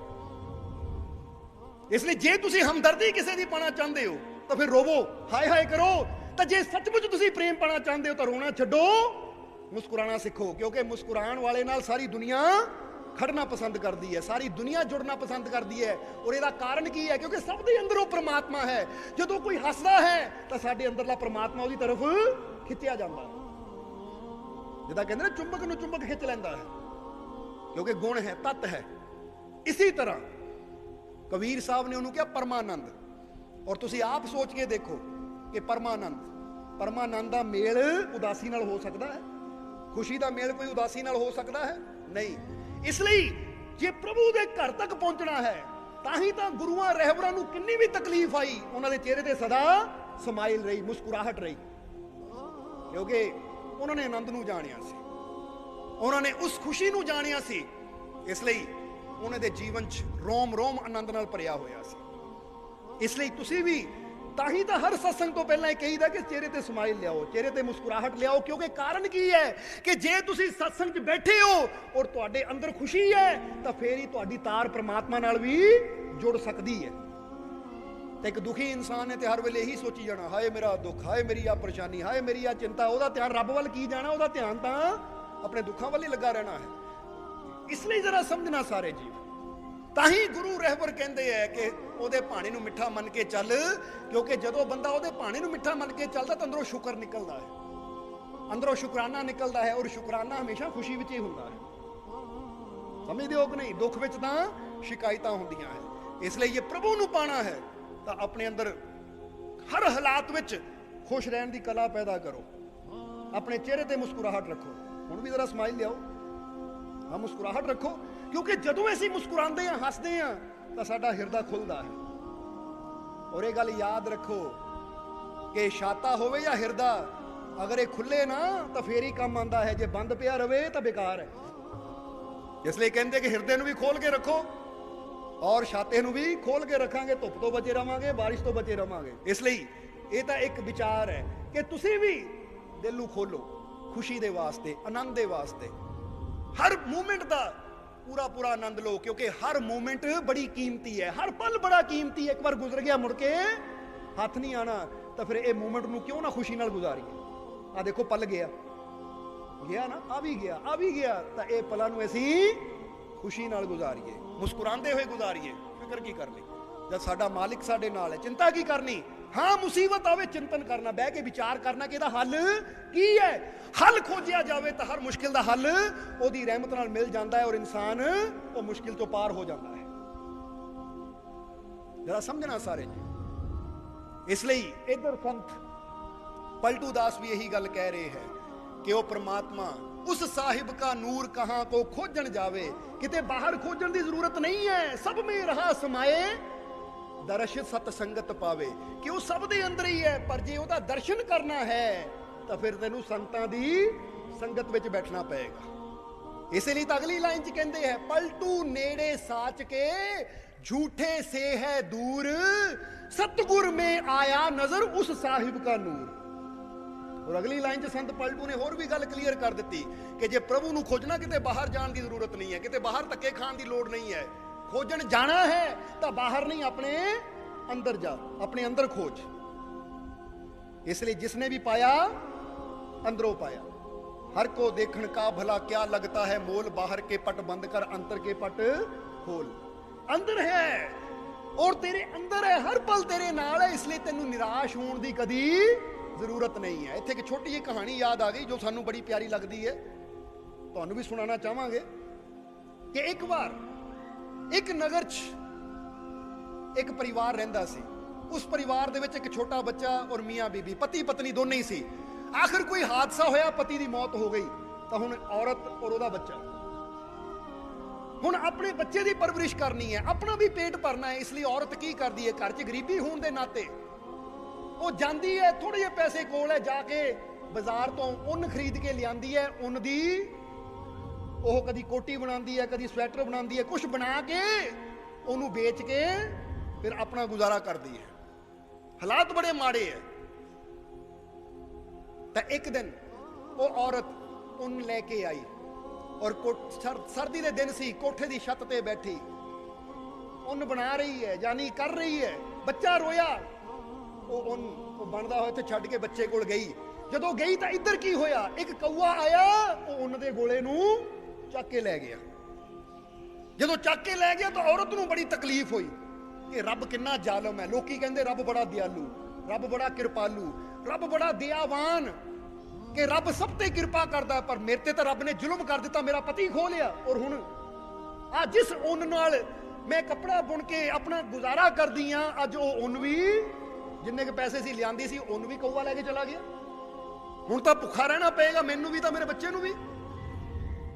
ਹੁਣ ਮਨ ਦੇ ਵਿੱਚ ਸ਼ਿਕਾਇਤ ਹੈ ਤਾਂ ਉਸੇ ਨਗਰ ਦੇ ਵਿੱਚ ਇੱਕ ਦਿਨ ਫਕੀਰ ਆਏ। ਕੁਝ ਦਿਨਾਂ ਬਾਅਦ ਉਸ ਨਗਰ 'ਚ ਫਕੀਰ ਆਏ। ਜਦੋਂ ਫਕੀਰ ਉਸ ਨਗਰ 'ਚ ਆਏ, ਉਹ ਫਕੀਰ ਰੱਬ ਦੀ ਗੱਲ ਕਰਦੇ ਆ, ਪੂਰਾ ਨਗਰ ਸੁਣ ਜਾਂਦਾ ਹੈ। ਤਾਂ ਇਸ ਔਰਤ ਦੇ ਮਨ 'ਚ ਆਇਆ ਕਿ ਮੈਂ ਵੀ ਜਾ ਕੇ ਫਕੀਰਾਂ ਨੂੰ ਮਿਲਾਂ, ਜਾ ਕੇ ਫਕੀਰਾਂ ਨੂੰ ਪੁੱਛਾਂ, ਸ਼ਿਕਾਇਤ ਕਰਾਂ ਫਕੀਰਾਂ ਦੇ ਨਾਲ ਕਿ ਤੁਸੀਂ ਕਹਿੰਦੇ ਰੱਬ ਕਿਰਪਾਲੂ, ਰੱਬ ਦਿਆਲੂ, ਪਰ ਆਹ ਰੱਬ ਨੇ ਮੇਰੇ ਤੇ ਕੀ ਜ਼ੁਲਮ ਕੀਤਾ। ਕਹਿੰਦੇ ਔਰਤ ਜਦੋਂ ਗਈ, ਮਨ ਦੇ ਵਿੱਚ ਸ਼ਿਕਾਇਤ ਸੀ, ਫਕੀਰਾਂ ਦੇ ਕੋਲ ਪਹੁੰਚੀ ਕਿ ਮਹਾਰਾਜ ਤੁਸੀਂ ਕਹਿੰਦੇ ਹੋ ਰੱਬ ਬੜਾ ਕਿਰਪਾਲੂ, ਰੱਬ ਬੜਾ ਦਿਆਲੂ, ਆਹ ਤੁਹਾਡੇ ਰੱਬ ਦੀ ਕੀ ਕਿਰਪਾ ਹੈ। ਇੱਕ ਦਿਨ ਪਹਿਲਾਂ ਮੈਂ ਉੱਨ ਬਣਾ ਰਹੀ ਸੀ, ਸਵੈਟਰ ਬਣਾ ਰਹੀ ਸੀ, ਤਾਂ ਕਊਆ ਆਇਆ, ਉੱਨ ਚੱਕ ਕੇ ਲੈ ਗਿਆ। ਇਹ ਰੱਬ ਨੇ ਮੇਰੇ ਤੇ ਇੰਨਾ ਜ਼ੁਲਮ ਕੀਤਾ। ਉਹੀ ਤਾਂ ਸੀ ਮੇਰੇ ਕੋਲ ਜਿਹਦਾ ਬਣਾ ਕੇ ਵੇਚ ਕੇ ਮੈਂ ਆਪਣਾ ਔਰ ਆਪਣੇ ਬੱਚੇ ਦਾ ਪੇਟ ਭਰਨਾ ਸੀ। ਐਡਾ ਨੁਕਸਾਨ ਹੋ ਗਿਆ। ਕਾਹਦਾ ਹੀ ਰੱਬ ਕਿਰਪਾ ਕਰਦਾ ਹੈ, ਕਾਹਦਾ ਰੱਬ ਦਿਆਲੂ, ਉਹ ਤਾਂ ਬੜਾ ਜ਼ਾਲਮ ਹੈ, ਕਿਸੇ ਤੇ ਦਇਆ ਨਹੀਂ ਕਰਦਾ। ਜਦੋਂ ਇੰਨੀ ਗੱਲ ਕਹੀ ਤਾਂ ਕਹਿੰਦੇ ਫਕੀਰਾਂ ਨੇ ਉਹਦੀ ਤਰਫ ਦੇਖਿਆ, ਮੁਸਕਰਾਏ, ਕਹਿੰਦੇ ਬੇਟਾ ਤੂੰ ਹਾਲੇ ਉਹ ਪ੍ਰਮਾਤਮਾ ਦੀਆਂ ਰਮਜ਼ਾਂ ਨਹੀਂ ਸਮਝਦੀ, ਤੂੰ ਪ੍ਰਮਾਤਮਾ ਨੂੰ ਨਹੀਂ ਸਮਝਦੀ। ਉਹ ਕਹਿੰਦੀ ਸਮਝ ਲਿਆ ਮੈਂ ਰੱਬ ਨੂੰ, ਸਮਝ ਲਿਆ ਕਊਆ ਆਇਆ ਮੇਰੀ ਉੱਨ ਲੈ ਗਿਆ, ਮੈਂ ਸਮਝ ਲਿਆ ਉਹਨੂੰ, ਐ ਉਹਦੀ ਕਿਰਪਾ। ਕਾਹਦੀ ਕਿਰਪਾ ਸੀ, ਮੇਰਾ ਜੋ ਰੋਜ਼ਗਾਰ ਸੀ ਉਹੀ ਲੈ ਗਿਆ ਕਊਆ।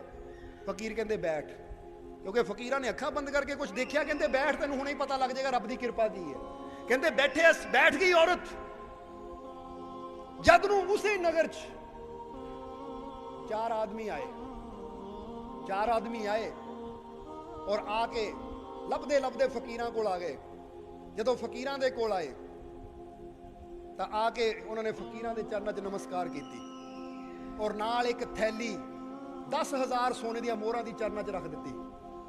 ਤਾਂ ਫਕੀਰ ਮੁਸਕਰਾਏ, ਕਹਿੰਦੇ ਵੀ ਇਹ ਕਾਦੀਆਂ ਹੈ। ਤਾਂ ਉਹਨਾਂ ਨੇ ਆਪਣੇ ਝੋਲੇ 'ਚੋਂ ਉੱਨ ਦਾ ਗੋਲਾ ਕੱਢਿਆ, ਉੱਨ ਦਾ ਗੋਲਾ ਕੱਢਿਆ, ਫਕੀਰਾਂ ਸਾਹਮਣੇ ਰੱਖਿਆ। ਜਦੋਂ ਔਰਤ ਨੇ ਦੇਖਿਆ, ਉਹ ਕਹਿੰਦੀ ਇਹ ਤਾਂ ਮੇਰੀ ਉੱਨ ਹੈ, ਜਿਹੜਾ ਕਊਆ ਲੈ ਗਿਆ ਸੀ, ਇਹ ਤੁਹਾਡੇ ਕੋਲ ਕਿੱਦਾਂ ਆਈ। ਤਾਂ ਉਹਨਾਂ ਨੇ ਕਿਹਾ ਆ ਤੁਹਾਡੇ ਪਿੰਡ ਦੇ ਬਾਹਰ ਜਿਹੜਾ ਦਰਿਆ ਹੈ ਨਾ, ਅਸੀਂ ਉਹ ਤੋਂ ਪਾਰ ਦੇ ਵਪਾਰੀ ਆ, ਆਪਣੇ ਬੇੜੇ 'ਚ ਆ ਰਹੇ ਸੀ ਕਿ ਅਚਾਨਕ ਸਾਡੇ ਬੇੜੇ 'ਚ ਛੇਦ ਹੋ ਗਿਆ ਔਰ ਪਾਣੀ ਭਰਨਾ ਸ਼ੁਰੂ ਹੋ ਗਿਆ।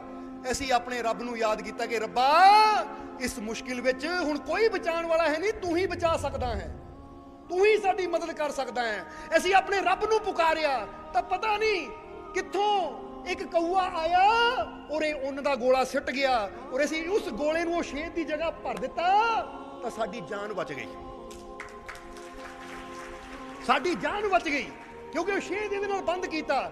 ਤੇ ਅਸੀਂ ਚਾਰਾਂ ਨੇ ਉਸ ਵੇਲੇ ਫੈਸਲਾ ਕੀਤਾ, ਕਿਉਂਕਿ ਅਸੀਂ ਚਾਰੇ ਵਪਾਰੀ ਆ, ਕਿ ਚਾਰਾਂ ਨੇ ਫੈਸਲਾ ਕੀਤਾ ਕਿ ਰੱਬ ਨੇ ਸਾਡੀ ਜਾਨ ਬਚਾਈ ਹੈ ਤੇ ਅਸੀਂ ਇੰਨਾ ਤਾਂ ਕਰ ਸਕਦੇ ਹਾਂ ਕਿ ਆਪਣੇ ਚਾਰਾਂ ਨੇ ਅਸੀਂ ਇਹ 10,000 ਸੋਨੇ ਦੀ ਮੋਹਰ ਆਪਣੀ ਆਪਣੀ ਕਮਾਈ ਚੋਂ ਇਕੱਠੀ ਕੀਤੀ ਕਿ ਰੱਬ ਦੇ ਨਾਂ ਤੇ ਦਾਨ ਕਰਨੀ ਹੈ, ਕਿਉਂਕਿ ਜਿਸ ਨੇ ਸਾਡੀ ਜਾਨ ਬਚਾਈ ਦਾਨ ਕਰਨੀ ਹੈ।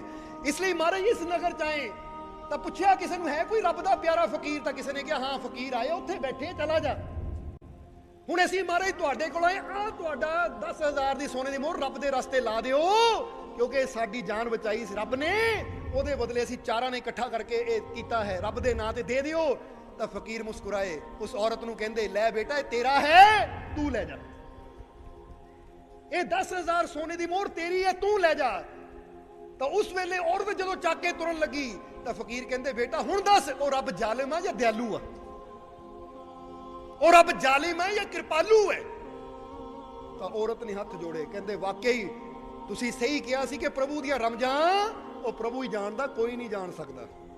ਮੈਨੂੰ ਕੀ ਪਤਾ ਸੀ, ਮੇਰੇ ਤੋਂ ਇੱਕ ਉੱਨ ਦਾ ਗੋਲਾ ਲੈ ਕੇ ਉਹਨਾਂ ਮੈਨੂੰ ਇੰਨਾ ਦੇਣਾ ਸੀ ਕਿ ਮੈਨੂੰ ਔਰ ਮੇਰੇ ਬੱਚੇ ਨੂੰ ਹੁਣ ਕਿਸੇ ਚੀਜ਼ ਦੀ ਫਿਕਰ ਕਰਨ ਦੀ ਲੋੜ ਹੀ ਨਹੀਂ, ਕਿਉਂਕਿ ਇੱਕ ਇੱਕ ਸੋਨੇ ਦੀ ਮੋਹਰ ਦੀ ਉਸਲੇ ਬਹੁਤ ਕੀਮਤ, ਕਹਿੰਦੇ ਉਹਦੀ ਗਰੀਬੀ ਦੂਰ ਹੋ ਗਈ। ਹੁਣ ਕਈ ਵਾਰਾਂ ਸਾਨੂੰ ਵੀ ਜੀਵਨ ਦੇ ਹਾਲਾਤ ਇਦਾਂ ਦੇ ਨਜ਼ਰ ਆਉਂਦੇ ਕਿ ਰੱਬ ਸਾਡੇ ਤੇ ਕਿਰਪਾ ਨਹੀਂ ਕਰ ਰਿਹਾ ਹੈ, ਜਾਂ ਸਾਡੇ ਤੋਂ ਲੈ ਰਿਹਾ ਹੈ, ਜਾਂ ਸਾਨੂੰ ਇਹ ਦੇ ਕਿਉਂ ਨਹੀਂ ਰਿਹਾ। ਪਰ ਤੁਹਾਨੂੰ ਕੀ ਪਤਾ ਉਹਨਾਂ ਤੁਹਾਡੇ ਵਾਸਤੇ ਕੀ ਸੋਚਿਆ ਹੈ। ਇਸ ਲਈ ਕਦੇ ਵੀ ਪ੍ਰਭੂ ਨਾਲ ਸ਼ਿਕਾਇਤ ਨਾ ਕਰੋ, ਬਲਕਿ ਕਹਿੰਦੇ ਉਹਦੇ ਰੰਗ ਨੂੰ ਦੇਖੋ। ਇਸ ਲਈ ਕਹਿੰਦੇ ਜ਼ਿੰਦਗੀ ਹੈ ਨਾ, ਇਹ ਜ਼ਿੰਦਗੀ 'ਚ ਹਰ ਪਲ ਕੁਝ ਸਿੱਖਣਾ ਹੈ, ਇਹ ਜੀਵਨ 'ਚ ਹਰ ਪਲ ਕੁਝ ਗਿਆਨ ਲੈਣਾ ਹੈ, ਕਿਉਂਕਿ ਜ਼ਿੰਦਗੀ ਦਾ ਹਰ ਪਲ ਤੁਹਾਨੂੰ ਗਿਆਨ ਦੇਣ ਆਉਂਦਾ ਹੈ। ਹੁਣ ਤੁਸੀਂ ਕਹਿਣਾ ਜੀ ਉਹ ਕਿਦਾਂ, ਕਿਉਂਕਿ ਅਸੀਂ ਇਹ ਮੁਮਤਾਂ ਦਾ ਬੜਾ ਧਿਆਨ ਰੱਖੀਦਾ ਆਪਣੇ ਜੀਵਨ 'ਚ। ਅਸੀਂ ਆਪਣੇ ਜੀਵਨ ਦੀ ਗੱਲ ਦੱਸ ਰਹੇ ਹਾਂ ਕਿਉਂਕਿ ਜੋ ਅਸੀਂ ਖੁਦ ਅਜਮਾਇਆ ਹੈ ਉਹੀ ਅਸੀਂ ਤੁਹਾਨੂੰ ਦੱਸਦੇ ਹਾਂ ਕਿ ਅਸੀਂ ਜੀਵਨ ਦੇ ਹਰ ਪਲ ਤੋਂ ਗਿਆਨ ਸਿੱਖਿਆ ਹੈ। ਹੁਣ ਜ਼ਰਾ ਗੌਰ ਕਰਨਾ, ਕਿਸ ਤਰ੍ਹਾਂ ਫਰਜ਼ ਕਰੋ ਤੁਸੀਂ ਤੁਰੇ ਜਾ ਰਹੇ ਹੋ, ਅਗਰ ਕੋਈ ਤੁਹਾਡੇ ਨਾਲ ਆ ਕੇ ਬਦਸਲੂਕੀ ਕਰਦਾ ਹੈ, ਕੋਈ ਤੁਹਾਨੂੰ ਬੁਰਾ ਬੋਲਦਾ ਹੈ, ਤਾਂ ਉਹ ਟਾਈਮ ਗੁੱਸਾ ਕਰਨ ਦਾ ਨਹੀਂ ਹੈ, ਉਹ ਟਾਈਮ ਮੌਕਾ ਦੇ ਰਹੀ ਹੈ ਜ਼ਿੰਦਗੀ ਕਿ ਭਾਈ ਦੇਖੋ ਦੋ ਆਪਸ਼ਨਾਂ ਹੈ, ਤੂੰ ਇਹਦੇ ਨਾਲ ਗੁੱਸਾ ਕਰਕੇ ਬੁਰਾ ਬੋਲ ਕੇ ਬੁਰਾ ਬਣ ਸਕਦਾ ਹੈ, ਤਾਂ ਤੂੰ ਆਪਣੇ ਗੁੱਸੇ ਨੂੰ ਕੰਟਰੋਲ ਕਰਕੇ ਤੂੰ ਅੱਛਾ ਵੀ ਬਣ ਸਕਦਾ ਹੈ। ਇਸ ਲਈ ਹੁਣ ਤੂੰ ਚੁਣ ਲੈ ਕਿ ਅੱਛਾ ਬਣਨਾ ਹੈ ਜਾਂ ਬੁਰਾ ਬਣਨਾ ਹੈ। ਜੇ ਕੋਈ ਤੁਹਾਡੇ ਨਾਲ ਬੁਰਾ ਕਰਦਾ ਹੈ ਤਾਂ ਜ਼ਿੰਦਗੀ ਤੁਹਾਨੂੰ ਮੌਕਾ ਦੇ ਰਹੀ ਹੈ, ਤੁਸੀਂ ਉਹਦੇ ਨਾਲ ਬੁਰਾ ਕਰਕੇ ਬੁਰਾ ਵੀ ਬਣ ਸਕਦੇ ਹੋ, ਤਾਂ ਤੁਸੀਂ ਸਬਰ ਕਰਕੇ ਆਪਣੀ ਬੁਰਾਈ ਨੂੰ ਦਬਾ ਕੇ ਉਹਦੇ ਨਾਲ ਮੁਸਕਰਾ ਕੇ ਬੋਲ ਕੇ ਅੱਛਾ ਵੀ ਤੁਸੀਂ ਕਰ ਸਕਦੇ ਹੋ। ਪਰ ਇਹ ਤੁਹਾਡੇ ਤੇ ਕਿ ਤੁਸੀਂ ਉਸ ਸਿੱਖਿਆ ਕੀ ਲਈ। ਤੁਸੀਂ ਜਦੋਂ ਕੋਈ ਤੁਹਾਡੇ ਸਾਹਮਣੇ ਮੁਸੀਬਤ ਆਂਦੀ ਹੈ ਤਾਂ ਮੁਸੀਬਤ ਆ ਕੇ ਤੁਹਾਨੂੰ ਗਿਰਾਉਣ ਵਾਸਤੇ ਨਹੀਂ ਆਂਦੀ, ਬਲਕਿ ਉਹ ਮੁਸੀਬਤ ਤੁਹਾਨੂੰ ਹੋਰ ਜ਼ਿਆਦਾ ਮਜ਼ਬੂਤ ਕਰਨ ਵਾਸਤੇ ਆਂਦੀ ਹੈ। ਪਰ ਕਈ ਤਾਂ ਨਾ ਸਮਝ ਹੁੰਦੇ ਆ ਜਿਹੜੇ ਮੁਸੀਬਤ ਨੂੰ ਦੇਖ ਕੇ ਗਿਰ ਜਾਂਦੇ ਆ, ਟੁੱਟ ਜਾਂਦੇ ਆ, ਤਾਂ ਕਈ ਸਮਝਦਾਰ ਹੁੰਦੇ ਜਿਹੜੇ ਮੁਸੀਬਤ ਨੂੰ ਦੇਖ ਕੇ ਹੋਰ ਵੀ ਆਪਣੇ ਆਪ ਨੂੰ ਮਜ਼ਬੂਤ ਕਰ ਲੈਂਦੇ ਆ। ਕਿਉਂਕਿ ਜੀਵਨ ਦਾ ਹਰ ਪਲ ਸਾਨੂੰ ਬਹੁਤ ਕੁਝ ਸਿਖਾ ਰਿਹਾ ਹੈ। ਇਸ ਲਈ ਜਦੋਂ ਹੁਣ ਕੋਈ ਤੁਹਾਨੂੰ ਬੁਰਾ ਬੋਲੇ ਨਾ ਤਾਂ ਸੋਚਿਆ ਕਰੋ ਹੁਣ ਮੇਰੇ ਅੰਦਰ ਦੋ ਚੀਜ਼ਾਂ ਹੈ, ਬੁਰੇ ਦਾ ਬੁਰਾ ਰਿਪਲਾਈ ਵੀ ਕਰ ਸਕਦਾ ਹੈ ਤਾਂ ਬੁਰੇ ਦਾ ਅੱਛਾ ਰਿਪਲਾਈ ਵੀ ਕਰ ਸਕਦਾ। ਹੁਣ ਜ਼ਿੰਦਗੀ ਸਿਖਾ ਰਹੀ ਹੈ ਕਿ ਹੁਣ ਭਾਈ ਤੂੰ ਅੱਛਾ ਬਣਨਾ ਜਾਂ ਬੁਰਾ, ਇਹ ਤੇਰੇ ਹੱਥ 'ਚ ਹੈ। ਤੂੰ ਅੱਛੀ ਸਿੱਖਿਆ ਲੈਣੀ, ਬੁਰੀ ਸਿੱਖਿਆ ਲੈਣੀ, ਇਹ ਤੇਰੇ ਹੱਥ 'ਚ ਹੈ, ਕਿਉਂਕਿ ਉਹਨੇ ਕਰਨ ਵਾਲੇ ਨੇ ਆਪਣਾ ਕੰਮ ਕਰ ਦਿੱਤਾ। ਹੁਣ ਤੂੰ ਅੱਛਾ ਵੀ ਕਰ ਸਕਦਾ ਹੈ, ਤੂੰ ਮਾੜਾ ਵੀ ਕਰ ਸਕਦਾ ਹੈ। ਇਹ ਹੁਣ ਤੂੰ ਵਿਚਾਰ ਕਰਨਾ ਹੈ ਕਿ ਮੈਂ ਅੱਛਿਆਂ ਦੇ ਰਸਤੇ ਜਾਣਾ ਹੈ ਜਾਂ ਮੈਂ ਬੁਰਿਆਂ ਦੇ ਰਸਤੇ ਜਾਣਾ ਹੈ, ਕਿਉਂਕਿ ਇਹ ਤੇਰੇ ਕੋਲ ਮੌਕਾ ਹੈ ਸਿੱਖਿਆ ਦਾ। ਜਿਹਦਾ ਕਹਿੰਦੇ ਨਾ ਕਿ ਬੱਚਾ ਅੱਛੇ ਪਾਠ ਵੀ ਸਿੱਖ ਸਕਦਾ ਹੈ ਤਾਂ ਬੱਚਾ ਬੁਰੇ ਪਾਠ ਵੀ ਸਿੱਖ ਸਕਦਾ ਹੈ। ਇਹਦਾ ਜ਼ਿੰਦਗੀ ਦਾ ਹਰ ਪਲ ਸਾਨੂੰ ਕੁਝ ਸਿਖਾ ਰਿਹਾ ਹੈ। ਬੋਲੋ ਸਮਝਦੇ ਹੋ ਕਿ ਨਹੀਂ? ਹੁਣ ਜੇ ਫਰਜ਼ ਕਰੋ ਬੰਦਾ ਕਹਿੰਦਾ ਮੈਨੂੰ ਰੋਜ਼ ਰੋਟੀ ਮਿਲੀ ਹੈ, ਅੱਜ ਜੀਵਨ ਨੇ, ਅੱਜ ਜ਼ਿੰਦਗੀ ਨੇ, ਕੁਦਰਤ ਨੇ ਮੈਨੂੰ ਰੋਟੀ ਨਹੀਂ ਦਿੱਤੀ, ਤਾਂ ਅਸੀਂ ਕਹਾਂਗੇ ਜੀ ਮਾੜੀ ਗੱਲ ਨਹੀਂ ਹੈ। ਇੱਕ ਦਿਨ ਭੁੱਖਾ ਰਹੋਗੇ ਤਾਂ ਤੁਹਾਡੀ ਹੈਲਥ ਵਾਸਤੇ ਅੱਛਾ, ਤੁਹਾਡਾ ਸਬਰ ਵੱਧਦਾ ਹੈ, ਤੁਸੀਂ ਸਟਰੋਂਗ ਹੁੰਦੇ ਹੋ। ਇਸੇ ਲਈ ਤਾਂ ਅੱਜ ਦੇ ਸਮੇਂ 'ਚ ਡਾਕਟਰ ਵੀ ਕਹਿੰਦੇ ਕਿ ਭਾਈ ਹਫ਼ਤੇ 10 ਦਿਨਾਂ ਬਾਅਦ ਇੱਕ ਅੱਧਾ ਫਾਸਟ ਰੱਖ ਲਿਆ ਕਰ, ਇੱਕ ਅੱਧਾ ਵਰਤ ਰੱਖ ਲਿਆ ਕਰ, ਤਾਂ ਕਿ ਪੇਟ ਨੂੰ ਰੈਸਟ ਮਿਲੇ। ਕਿਉਂਕਿ ਤੂੰ ਜ਼ਰੂਰਤ ਤੋਂ ਜ਼ਿਆਦਾ ਖਾਂਦਾ, ਉਹ ਪੇਟ ਤੇ ਓਵਰਲੋਡ ਪੈਂਦਾ ਤਾਂ ਕਈ ਬਿਮਾਰੀਆਂ ਉਹਨਾਂ ਪੈਦਾ ਹੋ ਜਾਂਦੀਆਂ। ਨਹੀਂ ਤਾਂ ਕਿਸੇ ਡਾਕਟਰ ਨੂੰ ਪੁੱਛ ਕੇ ਦੇਖ ਲਓ ਕਿ 10-15 ਦਿਨਾਂ ਬਾਅਦ ਇੱਕ ਦਿਨ ਸਿਰਫ ਪਾਣੀ ਤੇ ਰਹਿਣਾ ਜਾਂ ਫਲ ਆਹਾਰ ਤੇ ਰਹਿਣਾ ਸਾਡੀ ਬਾਡੀ ਵਾਸਤੇ ਅੱਛਾ ਹੈ ਜਾਂ ਮਾੜਾ ਹੈ। ਕਹਿੰਦੇ ਸਾਡੀ ਬਾਡੀ ਡਿਟੌਕਸ ਹੋ ਜਾਂਦੀ ਹੈ, ਕਈ ਵਿਸ਼ਾਲੇ ਤੱਤ ਨਿਕਲ ਜਾਂਦੇ ਹੈ ਅਗਰ ਅਸੀਂ ਇੱਕ ਦਿਨ ਪਾਣੀ ਤੇ ਰਹੀਏ। ਸੋ ਕਹਿਣਾ ਕੀ ਚਾਹੁੰਦੇ ਹਾਂ ਅਸੀਂ ਕਿ ਜਦੋਂ ਵੀ ਸਾਡੇ ਜੀਵਨ 'ਚ ਕੋਈ ਇਦਾਂ ਦਾ ਵਕਤ ਆਂਦਾ ਹੈ ਤਾਂ ਉਹ ਵਕਤ ਸਾਨੂੰ ਗਿਆਨ ਦੇਣ ਵਾਸਤੇ ਆਂਦਾ ਹੈ। ਅਸੀਂ ਉਹ ਤੋਂ ਗਿਆਨ ਲੈ ਵੀ ਸਕਦੇ ਹਾਂ। ਤਾਂ ਅਸੀਂ ਜਿੱਦਾਂ ਸਮਝ ਲਓ ਕਿ ਦੋ ਨੌਜਵਾਨ ਤੁਰੇ ਜਾ ਰਹੇ ਸੀ, ਅੱਗੇ ਇੱਕ ਕਿਤਾਬ ਪਈ ਹੋਈ ਸੀ। ਹੁਣ ਇੱਕ ਨੌਜਵਾਨ ਨੇ ਉਹ ਕਿਤਾਬ ਨੂੰ ਦੇਖਿਆ, ਚੱਕ ਕੇ ਪਰੇ ਕਰਤਾ, ਦੂਜੇ ਨੇ ਕਿਹਾ ਠਹਿਰ ਭਾਈ ਕੀ ਹੈ ਜੇ ਦੇਖੀਏ। ਉਹਨਾਂ ਚੱਕਿਆ, ਦੇਖ ਕੇ ਪੜ੍ਹਨਾ ਸ਼ੁਰੂ ਕਰ ਦਿੱਤਾ। ਹੁਣ ਕਿਤਾਬ ਦੋਨਾਂ ਨੂੰ ਮਿਲੀ, ਇੱਕ ਨੇ ਠੋਕਰ ਮਾਰ ਦਿੱਤੀ, ਦੂਜੇ ਨੇ ਉਹਦੇ 'ਚ ਅੰਦਰ ਛੁਪਿਆ ਗਿਆਨ ਪ੍ਰਾਪਤ ਕਰ ਲਿਆ ਕਿ ਇਹ 'ਚ ਤਾਂ ਬਹੁਤ ਅੱਛੀ ਸਿੱਖਿਆ ਹੈ ਭਾਈ, ਇਹਨੂੰ ਮੈਂ ਅਪਣਾਉਣਾ ਹੈ ਤਾਂ ਆਪਣੀ ਜ਼ਿੰਦਗੀ ਨੂੰ ਅੱਛਾ ਬਣਾਉਣਾ ਹੈ। ਹੁਣ ਇਦਾਂ ਹੀ ਇਹ ਜੀਵਨ ਦੀ ਕਿਤਾਬ ਵੀ ਸਾਨੂੰ ਬਹੁਤ ਕੁਝ ਸਿਖਾਉਂਦੀ ਹੈ, ਪਰ ਕਈ ਉਹਨੂੰ ਸਮਝ ਲੈਂਦੇ ਐ ਔਰ ਜੀਵਨ ਦਾ ਲਾਭ ਲੈ ਲੈਂਦੇ, ਤਾਂ ਕਈ ਉਹਨੂੰ ਪੜ੍ਹ ਹੀ ਨਹੀਂ ਪਾਉਂਦੇ, ਸਮਝ ਹੀ ਨਹੀਂ ਪਾਉਂਦੇ, ਉਹ ਫਿਰ ਠੋਕਰ ਮਾਰ ਕੇ ਅੱਗੇ ਵੱਧ ਜਾਂਦੇ ਹੈ। ਇਸ ਲਈ ਜਿਹੜਾ ਨਸ਼ੇ ਕਰ ਰਿਹਾ ਠੋਕਰੀ ਤਾਂ ਮਾਰ ਰਿਹਾ ਜੀਵਨ ਨੂੰ, ਜਿਹੜਾ ਮਾਰੇ ਕਰਮ ਕਰ ਰਿਹਾ ਠੋਕਰੀ ਤਾਂ ਮਾਰ ਰਿਹਾ ਜੀਵਨ ਨੂੰ। ਨਹੀਂ ਤਾਂ ਜੀਵਨ 'ਚ ਇੰਨਾ ਆਨੰਦ ਹੈ ਕਿ ਅਸੀਂ ਅੱਛੇ ਕਰਮ ਕਰਕੇ ਆਪਣੇ ਜੀਵਨ ਨੂੰ ਆਨੰਦਮਈ ਬਣਾ ਸਕਦੇ ਹਾਂ। ਬੋਲੋ ਸਮਝਦੇ ਹੋ? ਇਸ ਲਈ ਆਪਣੇ ਜੀਵਨ ਨੂੰ ਅੱਛਾ ਬਣਾਉਣਾ ਹੈ। ਔਰ ਇਹ ਵੀ ਗੱਲ ਯਾਦ ਰੱਖਣੀ ਹੈ ਜੋ ਕਹਾਣੀ ਤੋਂ ਦੱਸਿਆ ਕਿ ਰੱਬ ਜੋ ਕਰਦਾ ਹੈ ਸਾਡੇ ਅੱਛੇ ਲਈ ਕਰਦਾ ਹੈ। ਕਦੀ ਨਾ ਸੋਚੋ ਕਿ ਸਾਡਾ ਮਾੜਾ ਹੋ ਰਿਹਾ ਹੈ। ਹਰ ਮਾੜੀ ਚੀਜ਼ ਜੋ ਸਾਨੂੰ ਨਜ਼ਰ ਆਉਂਦੀ ਹੈ ਉਹ ਮਾੜੀ ਨਹੀਂ ਹੁੰਦੀ, ਉਹਦੇ ਪਿੱਛੇ ਕੋਈ ਅੱਛਾ ਰਿਜ਼ਲਟ ਵੀ ਹੋ ਸਕਦਾ ਹੈ। ਡਾਕਟਰ ਇੰਜੈਕਸ਼ਨ ਲਾਉਂਦਾ ਹੈ, ਨਜ਼ਰ ਤਾਂ ਮਾੜਾ ਆਉਂਦਾ ਹੈ ਪਰ ਉਹਦਾ ਰਿਜ਼ਲਟ ਅੱਛਾ ਹੀ ਹੁੰਦਾ ਜੇ ਸਾਡੀ ਦਰਦ ਮਿਟ ਗਈ, ਸਾਡੇ ਕਈ ਰੋਗ ਦੂਰ ਹੋ ਗਏ। ਇਸੇ ਤਰ੍ਹਾਂ ਜੇ ਕੁਦਰਤ ਵੀ ਦੁੱਖਾਂ ਦਾ ਇੰਜੈਕਸ਼ਨ ਲਾ ਰਹੀ ਹੈ ਤੇ ਇਹਦਾ ਮਤਲਬ ਕੀ ਹੈ ਕਿ ਉਹ ਕੁਦਰਤ ਵੀ ਆਉਣ ਵਾਲੇ ਕਿਸੇ ਬੜੇ ਦੁੱਖ ਤੋਂ ਸਾਨੂੰ ਬਚਾਉਣ ਦੀ ਤਿਆਰੀ ਕਰ ਰਹੀ ਹੈ। ਇਸ ਲਈ ਕਦੇ ਵੀ ਕਮਜ਼ੋਰ ਨਾ ਪਵੋ, ਆਪਣੇ ਮਾਲਿਕ ਤੇ ਯਕੀਨ ਰੱਖੋ ਕਿ ਮੇਰਾ ਮਾਲਿਕ ਹਰ ਪਲ ਹਰ ਘੜੀ ਮੇਰੇ ਨਾਲ ਹੈ। ਇਸ ਲਈ ਪਲਟੂ ਨੇੜੇ ਸਾਚ ਕੇ ਝੂਠੇ ਸੇ ਹੈ ਦੂਰ, ਪਰ ਕਹਿੰਦੇ ਨੇੜੇ ਸੱਚ ਦੇ ਹੀ ਹੈ, ਝੂਠੇ ਤੋਂ ਦਾ ਪ੍ਰਮਾਤਮਾ ਦੂਰ ਹੀ ਹੈ। ਇਸ ਲਈ ਜਦ ਵੀ ਬਣਨਾ ਸੱਚੇ ਬਣੋ, ਪ੍ਰੇਮੀ ਬਣਨਾ ਸੱਚੇ ਬਣੋ, ਸੇਵਕ ਬਣਨਾ ਸੱਚੇ ਬਣੋ, ਦਿਲੋਂ। ਸੱਚੇ ਦਾ ਮਤਲਬ ਜੋ ਦਿਲੋਂ ਕੀਤਾ ਜਾਵੇ। ਸੱਚੇ ਦਾ ਮਤਲਬ ਇਹ ਨਹੀਂ ਕਿ ਕਿਸੇ ਤਰਾਜੂ ਤੇ ਰੱਖ ਕੇ ਤੋਲਣਾ ਕਿ ਬੰਦਾ ਸੱਚਾ ਜਾਂ ਝੂਠਾ। ਝੂਠਾ ਅਸੀਂ ਕਿਹਨੂੰ ਕਹਿ ਦਿੰਦੇ? ਜਿਹਦੇ ਦਿਲ ਅੰਦਰ ਕੁਝ ਹੋਰ ਹੋਵੇ, ਜ਼ੁਬਾਨ ਤੇ ਕੁਝ ਹੋਰ ਹੋਵੇ, ਉਹ ਝੂਠਾ। ਤਾਂ ਸੱਚਾ ਕੌਣ? ਜੋ ਅੰਦਰ ਹੈ ਉਹੀ ਜ਼ੁਬਾਨ ਤੇ ਹੈ। ਇਸ ਲਈ ਤਾਂ ਕਹਿੰਦੇ ਆ ਨਾ ਕਿ ਮਨ ਮੈਲਾ ਤਨ ਉਜਲਾ, ਬੰਗੁਲਾ ਕਪਟੀ ਅੰਗ, ਕਬੀਰਾ ਤਾਂ ਸੇ ਤੋ ਕਊਆ ਭਲਾ ਤਨ ਮਨ ਏਕੋ ਰੰਗ। ਕਬੀਰ ਸਾਹਿਬ ਕਹਿੰਦੇ ਇੱਕ ਪਾਸੇ ਬਗੁਲਾ ਬੈਠਾ ਹੈ, ਉੱਪਰੋਂ ਤਾਂ ਸਫੇਦ ਹੈ ਪਰ ਅੰਦਰੋਂ ਦਿਲ ਕਾਲਾ ਹੈ। ਉਹ ਵੀ ਮੱਛੀਆਂ ਖਾਂਦਾ ਹੈ ਔਰ ਕਊਆ ਵੀ ਮੱਛੀ ਖਾ ਰਿਹਾ ਹੈ। ਪਰ ਅਸੀਂ ਕਹਿੰਦੇ ਬਗੁਲੇ ਨਾਲੋਂ ਕਊਆ ਚੰਗਾ ਹੈ। ਜੇ ਅੰਦਰੋਂ ਕਾਲਾ ਹੈ ਤਾਂ ਰੰਗ ਵੀ ਕਾਲਾ। ਕਮ ਸੇ ਕਮ ਸੱਚਾ ਹੈ ਨਾ, ਕਿ ਜੋ ਅੰਦਰ ਹੈ ਉਹੀ ਬਾਹਰ ਦਿਖਾ ਰਿਹਾ ਹੈ। ਕਹਿੰਦੇ ਸੱਚੇ ਬਣੋ, ਜੋ ਅੰਦਰ ਹੈ ਉਹੀ ਬਾਹਰ ਹੋਵੇ। ਇਸ ਲਈ ਜੇ ਅੰਦਰ ਅੱਛਾਈ ਹੈ ਫੇਰ ਹੀ ਜ਼ੁਬਾਨ ਤੇ ਅੱਛਾਈ, ਨਹੀਂ ਤਾਂ ਅੰਦਰ ਕੁਝ ਹੋਰ ਚੱਲਦਾ ਤਾਂ ਜ਼ੁਬਾਨ ਤੇ ਬੰਦਾ ਮਿੱਠੀਆਂ ਮਿੱਠੀਆਂ ਗੱਲਾਂ ਕਰਦਾ ਹੈ। ਕਹਿੰਦੇ ਉਹ ਝੂਠੇ ਨੂੰ ਕਦੀ ਪ੍ਰਮਾਤਮਾ ਨਹੀਂ ਮਿਲਦਾ, ਫਿਰ ਉਹ ਕਦੀ ਰੱਬ ਦੇ ਘਰ ਤੱਕ ਨਹੀਂ ਪਹੁੰਚ ਸਕਦਾ।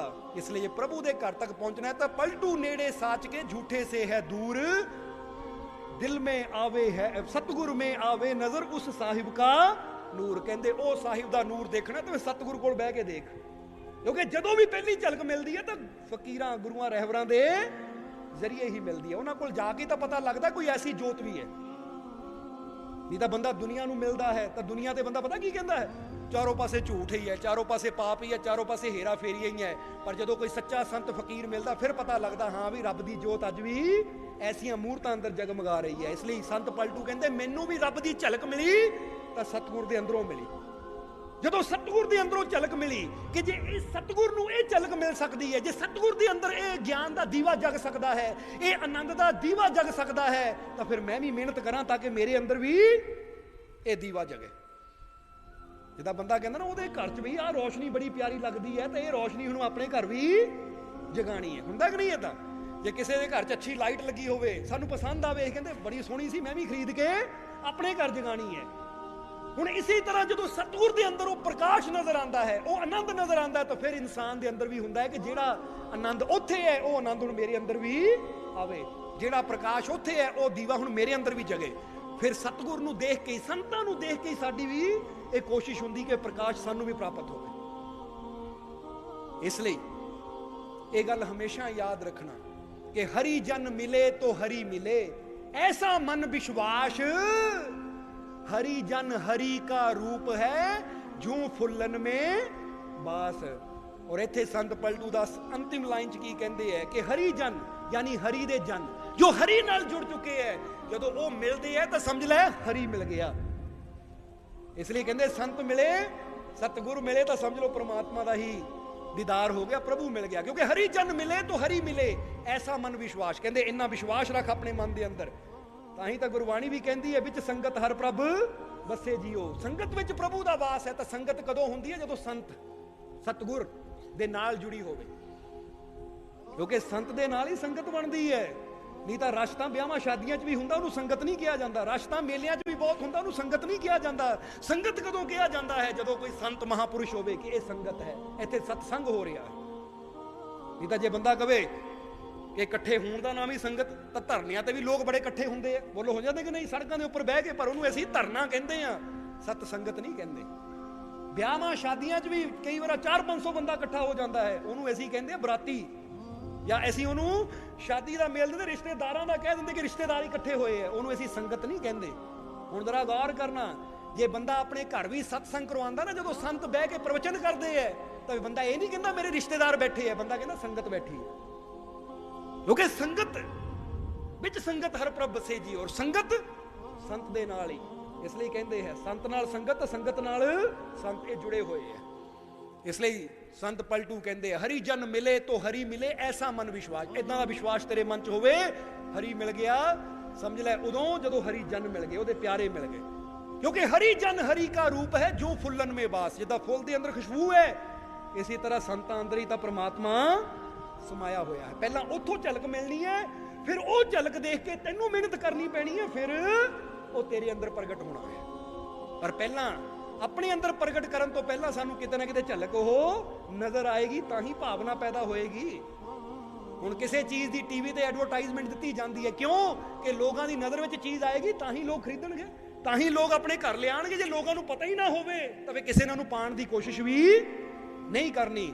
ਸੋ ਜਦੋਂ ਸੰਤਾਂ ਕੋ ਬਹਿੰਦੇ ਆ, ਉਹਨਾਂ ਦੇ ਅੰਦਰੋਂ ਨੂਰ ਦੇਖਦੇ ਆ, ਤਾਂ ਸਾਨੂੰ ਪਤਾ ਲੱਗਦਾ ਹੈ ਕਿ ਹੈ ਇਹ ਨੂਰ, ਹੈ ਇਹ ਸੱਚਾਈ। ਤਾਂ ਹੁਣ ਇਹ ਸੱਚਾਈ ਨੂੰ ਆਪਣੇ ਜੀਵਨ 'ਚ ਲਿਆਈਏ, ਹੁਣ ਇਹ ਪ੍ਰਕਾਸ਼ ਨੂੰ ਆਪਣੇ ਜੀਵਨ 'ਚ ਲਿਆਈਏ। ਫਿਰ ਇਨਸਾਨ ਕੋਸ਼ਿਸ਼ ਕਰਦਾ ਹੈ ਤੇ ਆਪ ਵੀ ਮਿਹਨਤ ਕਰਕੇ ਉਸ ਪ੍ਰਕਾਸ਼ ਤੱਕ, ਉਹ ਆਨੰਦ ਤੱਕ ਪਹੁੰਚ ਜਾਂਦਾ ਹੈ। ਇਸ ਲਈ ਜਰੀਆ ਬਣਦੇ ਹੈ ਸੰਤ। ਤਾਂ ਹੀ ਉਹਨਾਂ ਨੇ ਕਿਹਾ ਕਿ ਹਰੀ ਜਨ ਮਿਲੇ ਤੋ ਹਰੀ ਮਿਲੇ, ਐਸਾ ਮਨ ਵਿਸ਼ਵਾਸ, ਹਰੀ ਜਨ ਹਰ ਕਾ ਰੂਪ ਹੈ ਜੋ ਫੁੱਲਨ ਮੇ ਬਾਸ। ਕਿ ਜਿੱਦਾਂ ਫੁੱਲਾਂ ਤੋਂ ਖੁਸ਼ਬੂ ਨੂੰ ਜੁਦਾ ਨਹੀਂ ਕੀਤਾ ਜਾ ਸਕਦਾ, ਫੁੱਲ ਨਜ਼ਰ ਆਉਂਦੇ ਪਰ ਖੁਸ਼ਬੂ ਨਜ਼ਰ ਨਹੀਂ ਆਉਂਦੀ, ਪਰ ਹੈ ਉਹਦੇ ਅੰਦਰ ਹੀ, ਮਹਿਸੂਸ ਹੁੰਦੀ ਹੈ। ਇਸੇ ਤਰ੍ਹਾਂ ਸੰਤ ਨਜ਼ਰ ਆਉਂਦੇ ਆ ਪਰ ਪਰਮਾਤਮਾ ਨਜ਼ਰ ਨਹੀਂ ਆਉਂਦਾ, ਮਹਿਸੂਸ ਹੁੰਦਾ ਹੈ ਉਹਨਾਂ ਦੇ ਅੰਦਰ। ਇਸ ਲਈ ਮਹਿਸੂਸ ਕਰਨ ਵਾਲਾ ਕਰ ਲੈਂਦਾ ਹੈ। ਇਸ ਲਈ ਸੰਤ ਪਲਟੂ ਨੇ ਮਹਿਸੂਸ ਕੀਤਾ ਤਾਂ ਇਹ ਗੱਲ ਕਹਿ ਦਿੱਤੀ ਕਿ ਇਹ ਪਿਆਰਿਆ, ਉਹ ਤੇਰੇ ਅੰਦਰ ਵੀ ਹੈ, ਪਰ ਪਹਿਲਾਂ ਸਤਿਗੁਰ ਵਿੱਚੋਂ ਝਲਕ ਮਿਲਣੀ ਹੈ, ਸੰਤਾਂ ਦੇ ਵਿੱਚੋਂ ਝਲਕ ਮਿਲਣੀ ਹੈ, ਫਿਰ ਤੇਰੇ ਅੰਦਰ ਪੈਦਾ ਹੋਣਾ ਹੈ। ਸੋ ਸਮਝਾਉਣ ਨੂੰ ਬਹੁਤ ਕੁਛ ਹੈ, ਪਰ ਹੁਣ ਟਾਈਮ ਕਾਫੀ ਹੋ ਗਿਆ। ਔਰ ਦੋ ਸਵਾਲ ਹੈ ਕਿ ਇਸ ਦੁਨੀਆ ਵਿੱਚੋਂ ਧਰਮਾਂ ਦੇ ਝਗੜੇ ਕਿੱਦਾਂ ਮਿਟ ਸਕਦੇ ਨੇ? ਕੀ ਮਰਨ ਵਾਲੇ ਲਈ ਅਸੀਂ ਕੁਝ ਐਸਾ ਕਰਮ ਕਰ ਸਕਦੇ ਹਾਂ ਜਿਸ ਨਾਲ ਉਸ ਨੂੰ ਮੁਕਤੀ ਮਿਲ ਜਾਵੇ? ਇਹ ਸਵਾਲ ਥੋੜਾ ਸਮਝਣ ਵਾਲਾ ਹੈ। ਇਸ ਲਈ ਕਿ ਮਰਨ ਵਾਲੇ ਲਈ, ਯਾਨੀ ਜੋ ਮਰ ਚੁੱਕਾ ਹੈ, ਜੋ ਦੁਨੀਆ ਤੋਂ ਜਾ ਚੁੱਕਾ ਹੈ, ਕੀ ਅਸੀਂ ਉਹਦੇ ਵਾਸਤੇ ਕੁਝ ਐਦਾਂ ਦਾ ਕੰਮ ਕਰ ਸਕਦੇ ਕਿ ਉਹਨੂੰ ਮੁਕਤੀ ਮਿਲ ਜਾਵੇ? ਹੁਣ ਜਿਹੜਾ ਮਰ ਚੁੱਕਾ ਹੈ ਉਹਦੇ ਵਾਸਤੇ ਕੋਈ ਐਦਾਂ ਦਾ ਕੰਮ ਕਰ ਸਕਦੇ ਜਿਹਨੂੰ ਮੁਕਤੀ ਮਿਲ ਜਾਵੇ? ਤਾਂ ਅਗਰ ਇਸ ਤਰ੍ਹਾਂ ਹੁੰਦਾ ਹੋਵੇ ਕਿ ਮਰਨ ਵਾਲਾ ਮਰ ਗਿਆ, ਹੁਣ ਅਸੀਂ ਕੁਝ ਐਸਾ ਕਰ ਦਈਏ ਕਿ ਉਹਨੂੰ ਮੁਕਤੀ ਮਿਲ ਜਾਵੇ, ਤਾਂ ਫਿਰ ਤਾਂ ਕੰਮ ਹੀ ਬੜਾ ਆਸਾਨ ਹੋਣਾ ਸੀ। ਇਸੇ ਤਰ੍ਹਾਂ ਇੱਥੇ ਇੱਕ ਮਹਾਤਮਾ ਬੁੱਧ ਦੇ ਜੀਵਨ ਦੀ ਕਹਾਣੀ ਦੱਸਣਾ ਚਾਹਾਂਗੇ ਜਿਸ ਤੋਂ ਇਹ ਸਵਾਲ ਦਾ ਜਵਾਬ ਮਿਲ ਜਾਏਗਾ। ਕਿ ਇੱਕ ਦਿਨ ਮਹਾਤਮਾ ਬੁੱਧ ਤੁਰੇ ਜਾ ਰਹੇ ਸੀ ਆਪਣੇ ਸੇਵਕਾਂ ਦੇ ਨਾਲ ਇੱਕ ਨਦੀ ਦੇ ਕਿਨਾਰੇ ਚਲਦੇ ਚਲਦੇ ਉਹ ਨਦੀ ਦੇ ਕਿਨਾਰੇ ਇੱਕ ਗਾঁव ਸੀ। ਉਸ ਗਾँव 'ਚ ਪਹੁੰਚੇ ਤਾਂ ਜਾ ਕੇ ਉਸ ਗਾँव ਦੇ ਬਾਹਰ ਨਦੀ ਦੇ ਨਾਲ ਇੱਕ ਪੇੜ ਸੀ। ਮਹਾਤਮਾ ਬੁੱਧ ਨੇ ਉੱਥੇ ਡੇਰਾ ਲਾਇਆ, ਯਾਨੀ ਉੱਥੇ ਬਹਿ ਗਏ ਔਰ ਨਾਲ ਉਹਨਾਂ ਦੇ ਸੇਵਕ ਵੀ ਬੈਠ ਗਏ। ਤਾਂ ਉਸੇ ਨਗਰ ਦੇ ਕਾਫੀ ਲੋਕ ਆਏ ਮਹਾਤਮਾ ਬੁੱਧ ਦੇ ਦਰਸ਼ਨ ਕਰਨ। ਜਦੋਂ ਨਗਰ ਦੇ ਲੋਕ ਦਰਸ਼ਨ ਕਰਨ ਆ ਰਹੇ ਸੀ ਤਾਂ ਉਸੇ ਨਗਰ ਦਾ ਇੱਕ ਬਸ਼ਿੰਦਾ, ਰਹਿਣ ਵਾਲਾ ਇੱਕ ਜੀਵ ਮਹਾਤਮਾ ਬੁੱਧ ਕੋਲ ਆ ਕੇ ਪੁੱਛਦਾ ਹੈ ਕਿ ਹੇ ਬੁੱਧ, ਮੇਰੇ ਪਿਤਾ ਨੂੰ ਮਰਿਆ ਹੋਇਆ ਕੁਝ ਸਮਾਂ ਹੋ ਗਿਆ ਹੈ। ਮੈਂ ਆਪਣੇ ਪਿਤਾ ਦੇ ਵਾਸਤੇ ਕਈ ਪੂਜਾ ਕਰਾਈਆਂ, ਕਈ ਦਾਨ ਕੀਤੇ, ਬਹੁਤ ਕੁਝ ਆਪਣੇ ਪਿਤਾ ਦੀ ਆਤਮਾ ਦੀ ਸ਼ਾਂਤੀ ਵਾਸਤੇ ਕੀਤਾ। ਤਾਂ ਮੈਂ ਇਹ ਜਾਨਣਾ ਚਾਹੁੰਦਾ ਕਿ ਮੇਰੇ ਪਿਤਾ ਨੂੰ ਮੁਕਤੀ ਮਿਲ ਗਈ, ਕਿ ਮੇਰੇ ਪਿਤਾ ਮੁਕਤ ਹੋ ਗਏ? ਕਿਉਂਕਿ ਇਹ ਮੈਨੂੰ ਕੋਈ ਦੱਸ ਨਹੀਂ ਪਾਇਆ, ਤੁਸੀਂ ਦੱਸ ਦਿਓ। ਤਾਂ ਮਹਾਤਮਾ ਬੁੱਧ ਕਹਿੰਦੇ ਠੀਕ ਹੈ, ਤੂੰ ਪੁੱਛ ਰਿਹਾ ਹੈ ਕਿ ਤੂੰ ਆਪਣੇ ਪਿਤਾ ਦੀ ਖਾਤਰ ਪੂਜਾ ਕੀਤੀ, ਤੂੰ ਆਪਣੇ ਪਿਤਾ ਦੀ ਖਾਤਰ ਬਹੁਤ ਉਪਾਏ ਕੀਤੇ, ਕਿ ਮੇਰੇ ਪਿਤਾ ਦੀ ਆਤਮਾ ਨੂੰ ਮੁਕਤੀ ਮਿਲ ਗਈ? ਤੂੰ ਇਹ ਜਾਨਣਾ ਚਾਹੁੰਦਾ ਹੈ? ਤਾਂ ਇਸ ਤਰ੍ਹਾਂ ਕਰ, 2 ਘੜੇ ਲੈ ਕੇ ਆ, ਇੱਕ ਘੜੇ ਦੇ ਵਿੱਚ ਘਿਓ ਤਾਂ ਦੂਜੇ ਘੜੇ ਵਿੱਚ ਪੱਥਰ, ਇਹ ਦੋਨੇ ਲੈ ਕੇ ਆ।